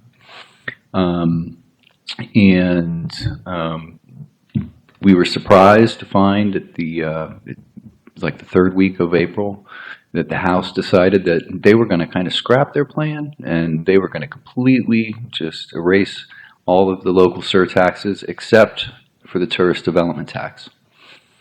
And essentially what the House pivoted to was an idea that you would be able to use the tourist development tax for any public purpose. Because right now you're only really allowed to use it for infrastructure, for tourism, beach renourishment, marketing, promotions, very specific uses that you're allowed to have and use those for. But this would have opened it up to anything. But it would also require the local entity or the local governing board to actually reduce millage by that amount that was collected. So it was quite an interesting development that we also had to respond to and to explain. You know, the investments that the county has made in the convention center expansion, the new hotel, although we don't use TDT for the hotel, but that, you know, as a tourist destination, as a premier tourist destination in Florida and in the United States, how important these dollars were. The Senate would not take that language from the House, so they stayed with the 8-year referendum, the every 8-year referendum. And both of those bills have the 1221 that, absent the surtax, was passed off the House and also included into a tax bill, 7033. Yes, bless you. And the Senate did not move forward with trying to put a vote on 1664 on the 8-year referendum. So they are finishing up right now. The House can only take returning messages, so they keep amending bills in one chamber and sending it back to the other, expecting one to blink, playing the game of chicken. We'll see where everything falls, but we're very happy with the way this turned out for session, but we will be, of course, watching this when the budgetary process comes back, because generally when they do go into a special session, they will limit the types of bills that would be considered, and we would, of course, expect that to be only relevant to budget and taxation issues. So I'm happy to take any questions. Do you know the status of Tri-Rail funding? I heard it was being cut from the governor's budget, and then someone at Tri-Rail told me it's no longer going to be funded coming up. There has been some conversation about that. I know I've read a couple articles in the paper, but that was not something that was generally discussed during that time. Nothing was adjusted in any of the transportation bills that passed. So that's definitely something that will be worked out during the budget process. So Tri-Rail will still have the budget it's going to have, or no? That remains to be seen. We're just not sure. Oh, because they haven't said anything? Well, I'm kind of confused. It'll be part of the budget reconciliation process. Oh, when this happens. So Correct. it's been talked about, but we're not going to know until the reconciliation happens. Correct. It was not dispensed of in any form of legislation. Is there still chatter about cutting it, you think, up there? I think there has been so many different things and priorities that are moving that it just has not been on the radar. Can I ask you, Nathaniel, if it does happen where Tri-Rail is eliminated from the state budget, would the surtax be able to pick up in accordance with if the county commissioners wanted to do it? Would that be our legal ability to fund it? We haven't looked there were only in preliminary looks at that right now, given the lack of legislation that had passed, and I'm sure it'll be something that'll be part of fervent discussions if something bad were to happen, and then I can't speculate beyond that. Okay. I don't know where I heard it. I saw some county commissioners, I think, speaking about it. They didn't really want to fund it. It kind of seemed like their language, but maybe they're thinking it was going to come from the general fund. I'm talking about the Broward County Commission.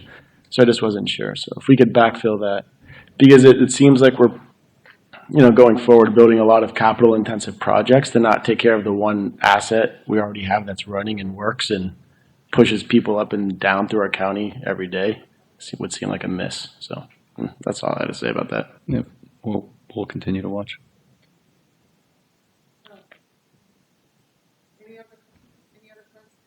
Sorry, any other questions?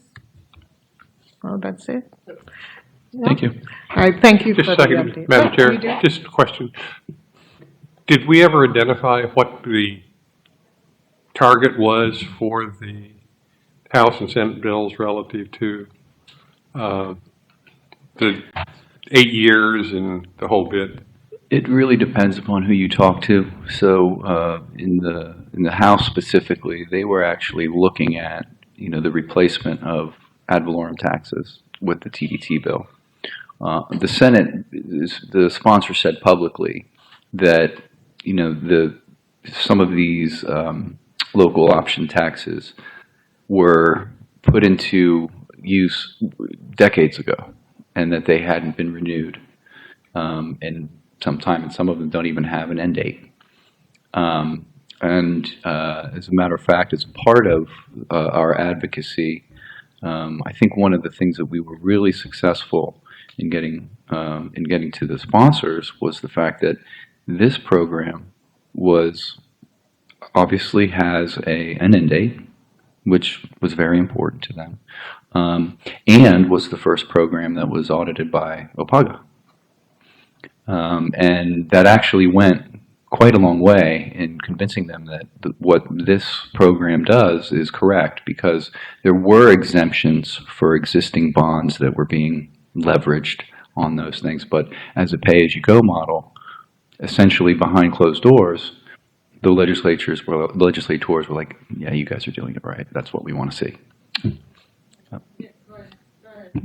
Specifically to your question, Phil, when 1664 was last heard in its last committee of reference, the Senator Trumbull, that was the sponsor of the legislation, said on the record that he was trying to tie the time frame for the referenda to their, in the House and Senate, they have 8-year terms. So he was trying to tie it to their term limits. Which was another bill that was moving through the process that ultimately didn't make it, which would have limited county commission term limits to 8 years. So.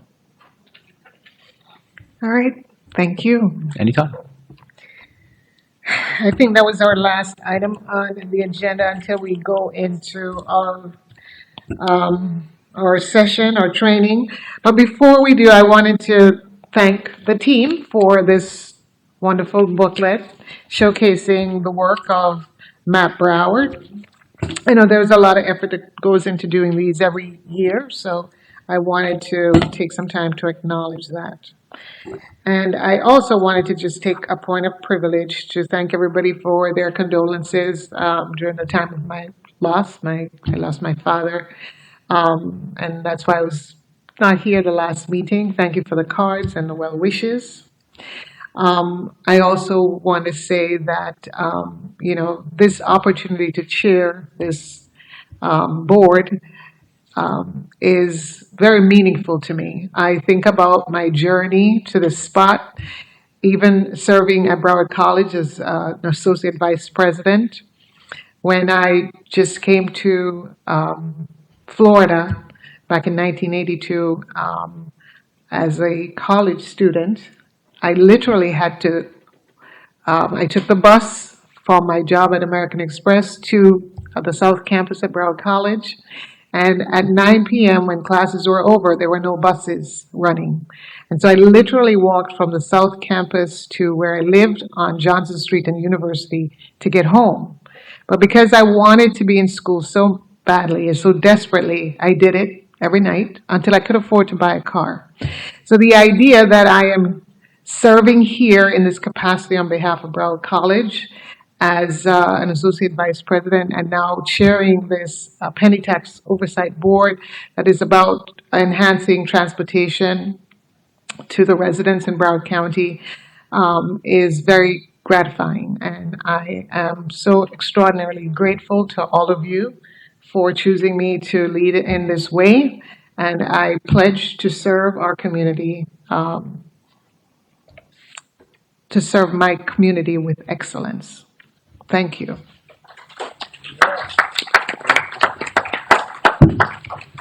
Thank you. And I think we adjourn to our training. And of Actually, course, I need if to any make a other members motion. have anything, and then I think Nathaniel and I both have a quick thing before Right. you adjourn. And do we adjourn before the No. training or? So you have reports out, so if you'll ask the other board members if they have anything. We're on to the non-agenda portion of the agenda before we go into the workshop. Okay, all right then. I have one non-agenda item I would like to bring before the board and see if, Mr. Nathaniel, if you could help me out with the correct language to use. So this is a preemptive oversight. This is not something that's been passed at the Broward County Commission level yet, but I would like to bring it before you guys to see if we can get a jump on it. On the May 6th upcoming Broward County Commission meeting, they're sending out a scope of work for the light rail transit project. And within this scope of work, they defined various things. I looked over it with some of my friends from the Better Streets Broward group. There was one piece of language that struck out, and I would like if we could take a vote to send a transmittal letter to the Board of County Commission asking if we can strike through it. Just so everyone has the reference, it is, hold on, let me, give me a minute here. It is item 27 on the May 6th agenda. It's specifically page 36 of Exhibit 1. And I'll say it, it's the service overview. The item that I like to get scratched out, it says the project will have exclusive elevated transitway with at-grade segments where feasible. I think we should scratch out the word at grade. That would dictate that the LRT and the engineers are studying it to be the portions that are feasible to be at grade. I think the engineers who are undergoing the scope of work should have full leeway to make their own determination if the project should be elevated or at grade without us preemptively pointing that out. This might be, I might be jumping the gun in the sense that maybe the engineers are going to have a more comprehensive scope of work that they present to the county commission, but I just want to make sure we kind of catch this beforehand. Is that appropriate in your guys' view, or? Well, I'll address the legal components to this. So this board, and it wouldn't be a formal vote, but if this board decides that it wants to send a letter to the county administrator regarding a matter that is within your purview and you have the ability to do that, there's been discussions about that in the past in terms of being able to write a letter. With regards to the specifics of this particular project, I can answer specific questions because our team was the one that negotiated the contract from the legal end with the consultant. The scope of work started out as a 9-page document with the solicitation. and over the course of negotiations became about a 70-page scope of work for the PD&E study for the project. The scope as it currently sits was in large part developed in consultation with the engineering firm that was the first-ranked firm.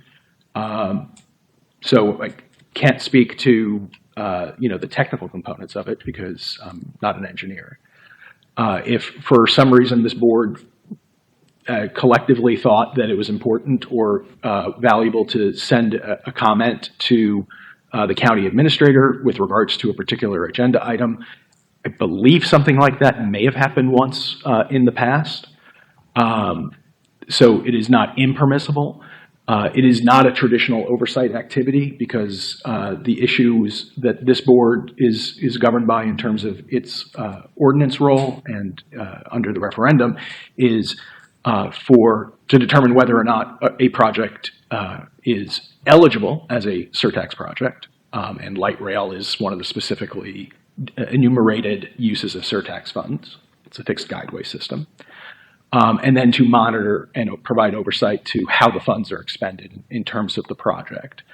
And as I mentioned to you previously during your briefing, this board does not weigh in on the wisdom of a particular project or on whether a project is a good project or a bad project, because ultimately, pursuant to the statute and the Supreme Court decision that actually invalidated the Hillsborough County transportation surtax, it is the county commission that makes the ultimate policy decision about whether or not a project is going to be funded and what the nature of the work that's to be performed is.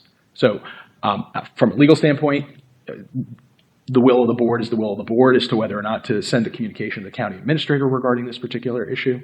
But again, it is not something that is traditionally within the scope of oversight of a project scenario.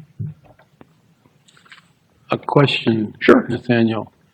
The contract that was negotiated, was it based on the fact that they were only going to study at grade? No, it says that the scope of work includes elevated and at grade where possible is the language that's utilized. Maybe rather than strike what was stricken, said it should be at grade or other, because it would be consistent with what you're saying is in the contract, right? Well, again, the scope of work, and again, at this point, the contract is going before the board on May 6th, which is next Tuesday. If there was going to be any change in the scope of work, that would have to be agreed to by the vendor and everything else like that before it goes to the board. Okay, so you're saying that just because it's worded that way in that paragraph, the consultant is not constricted, but doing it only at grade? They will not be doing it only at grade. The language They'll be looking at grade where feasible. Okay. So there's wording in there. So my comment would be, if there's wording in there to cover your concern, I wouldn't get in that fight myself. I don't have an opinion with regards to that issue because, again, the way that it's framed is that it is elevated and they are studying at grade where feasible. So, okay. I also would have to say that if this board wanted to do that, I think we should, because we're responsible for seeing that the money is spent properly. And if that wasn't in the way it's worded, I would agree we should do it. Even though you're saying it may not be traditionally done, there's nothing traditional about our 6 years, okay? Absolutely. We're trying to establish what's going to be traditional. So I think things are great to be up. It sounds like I wouldn't muddy the weather. I wouldn't use my heroes on that one. I guess maybe I could defer to Debbie if I could put you on the spot. Just from your, I know obviously not a legal opinion, but you sit on the board, and what would you think of as feasible? I guess I would just be afraid that the report comes back and they push more sections of the LRT project down to at grade because they deem more of those to be feasible. And I think we could end up with a domino effect where we get this report back and we're like, of course that's more feasible, but the solution across multiple cities across North America has proven a pier elevated system is the best system for user ridership, et cetera. Gretchen would. Yeah, sorry. So I just wanted, for the purposes of the board, to be clear that what we're talking about is the Airport Seaport Convention Center connector. So that particular alignment is kind of a unique alignment in that it's going to have to obviously go over US 1. It's not intended to be at grade as it moves through the port for obvious reasons. So just for the, for your consideration, I wanted you to understand what specific project we're talking about and what specific alignment we're talking about. I also wanted to let you know, Madam Chair and board members, that there is an individual here representing Broward County Transit to talk about this. Specifically, if you want to get into the weeds on it, Mr. McCoy is here. Jump in because I don't have anything to add. I'm not that familiar with the program, or the project that's proposed, so I'd love to hear from the county person. Thanks. So can I just say what I was going to say real quick? Go ahead, Alan. So that makes sense. If it were going out to Plantation or to then it sounds like they're prioritizing at grade by saying that. So words do matter, and I would agree with you. I just wanted to respond to the county can spend the money on things, but this board does opine on performance, right? And then we can also audit performance in the future, which could affect the viability of something continuing forward or not. So I just wanted to make that point because I do think that what the point you're trying to make affects performance, whether it's the people in the cars or the people riding on the train itself. It does matter, but the fact that it's the airport seaport makes a difference. Thank you. If I can just piggyback on what you're saying, Alan, I think it's also important that we are eyes and ears of the community as well, to pay attention to any project that we think could have some issues that we need to bring to light. We have a platform that allows us to be advocates. So I think we should be able to do that when we see fit. And there's a time and place, certainly, and there might be some times when it's not necessary because we don't understand the full gamut of the project. But I certainly wouldn't want to sit here knowing that something is not going well and say nothing. I just wanted to say that for the record.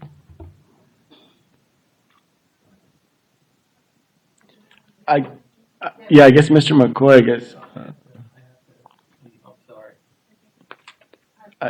Did we want to you could give a brief overview, if you will, since we brought it to the forefront.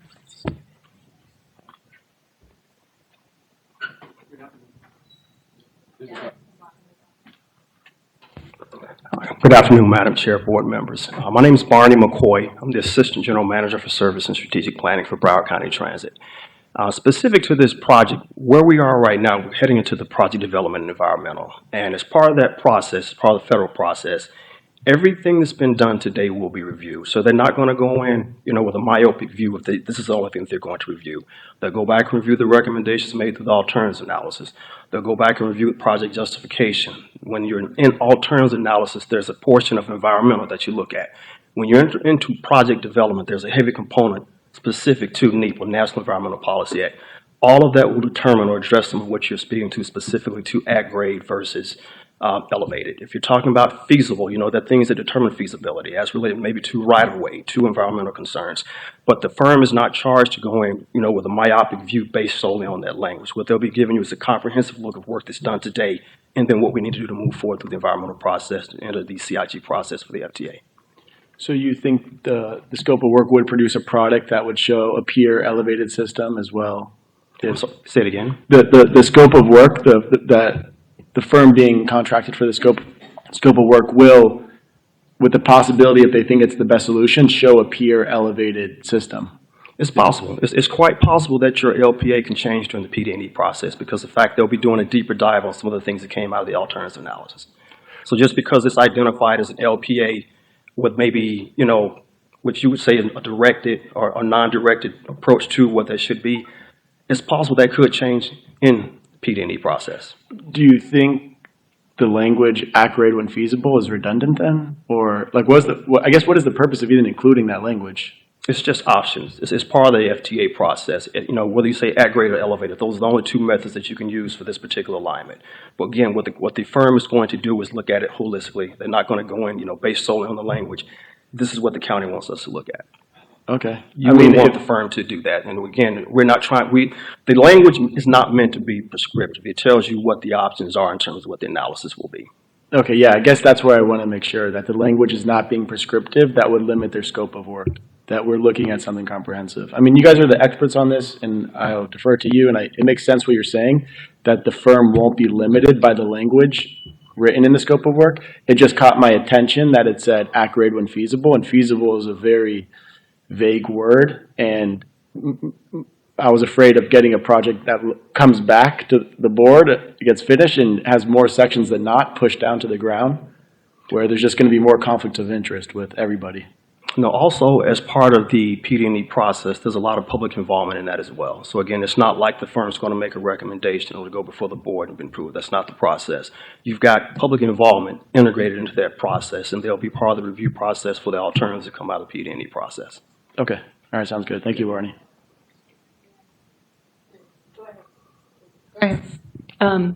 Thank you.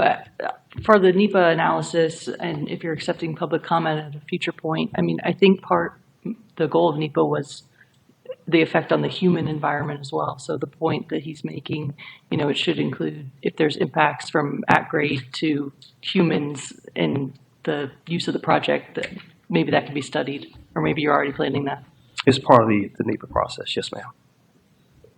And I could speak to that issue as well. There's several segments of the scope of work that talk about community meetings, communications out to various communities of interest along the line within certain distances. All were part of the required FTA and NEPA process, where there'll be feedback obtained from local community groups and things of that nature on the various options that will be coming out of the PD&E process. It was exciting to see that the scope of work is going to the commission, so congrats on getting that work done, and I'm glad we're moving forward there. Okay. That's it for me. Yeah, it was. Absolutely. All right, I think that's it. Thank you so very much.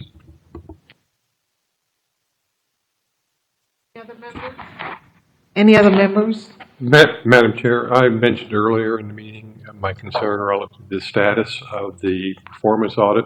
Last year, this board spent a great deal of time working with the county auditor to give us a performance report on how we are doing as accordance with the authorizing legislation and monitoring the programs. And I haven't heard anything relative to the current status of where that audit is in the process. And perhaps we can get it now. Oh, okay. Hi, Laura Rogers with the Office of the County Auditor. We have not started it yet, but we anticipate starting within the next 90 days. How long? Within the next 90 days. Okay, and do you have a scope on how long this is likely to take? I don't, because that has not yet been developed, but it may take a few months. I wouldn't expect less than 6 for a final report. Okay. Thank you. Anyone else? Madam Chair, if I could just, I'd like to announce that we did add we brought on a new person that I didn't have a chance to introduce to you at your last meeting. And I did just want to acknowledge Carol Munamera. If you want to just stand up and let them see you. Carol is working on a series of high priority, very complex technology, innovation, and ETS and financial centralization projects for us, as well as our website. So we're thrilled to have her, and thank you very much. Thanks for your indulgence. All right, wonderful. Anything else? Sure. Just very briefly, I mentioned to you at the last meeting that the attorney that we had brought on had joined the office. He's actually here today. It's Douglas Gonzalez, who's in the audience. Awesome. Doug is working with us both on our rail projects, well, on a variety of different things, including our rail projects for the commuter rail, Broward Commuter Rail South, and potentially Broward Commuter Rail North in the near future, as well as working on municipal agreements for certain cities, and is one of the two folks in our office that are being tasked right now with drafting the new surtax agreements with the municipalities that would be done under the Third Amendment to the ILA. And he's been a tremendous resource, has a long history in Broward County government legal service, and has been wonderful to work with. So I just wanted to introduce him. I also just wanted to also say, as we were sitting here, I got a text message about your comment. One of the reason that the at-grade when feasible, and again, all options are on the table in terms of what they may come back with, is this is a good chunk of where this light rail project exists does not cross either pedestrian or vehicular roadway intersections. So having certain segments at grade in areas where there's not any intersection crossing is, since you know obviously the price differential between elevated rail and at grade rail, that's one of the, we didn't want to just be stuck with all elevated over areas where there are no crossings where pedestrians or vehicles need to cross. And again, if this was a broader light rail system, obviously that would be a very different thing, as had been mentioned by a couple of the board members. But again, since this is just airport through the intermodal center to the seaport and the convention center hotel, and again, given the security areas through the port and whatnot, large segments are going to be elevated. But where it can be at grade and it is not impacting traffic or pedestrian movement. That was a key component to it. This is a project where we are going to be seeking FTA discretionary grant funding, and having a project that meets certain budgetary requirements through potentially having certain segments at grade is important to that piece of it. I just wanted to thank one of the other lawyers on our team, Gavin Reinert, who had messaged me that he was the primary attorney working on this particular agreement. All right, is that it? I think. I just want to thank each of our board members for your service today, and we'd like to get a motion to adjourn our meeting. Second? Second. All in favor? All right, so we retreat to our training area.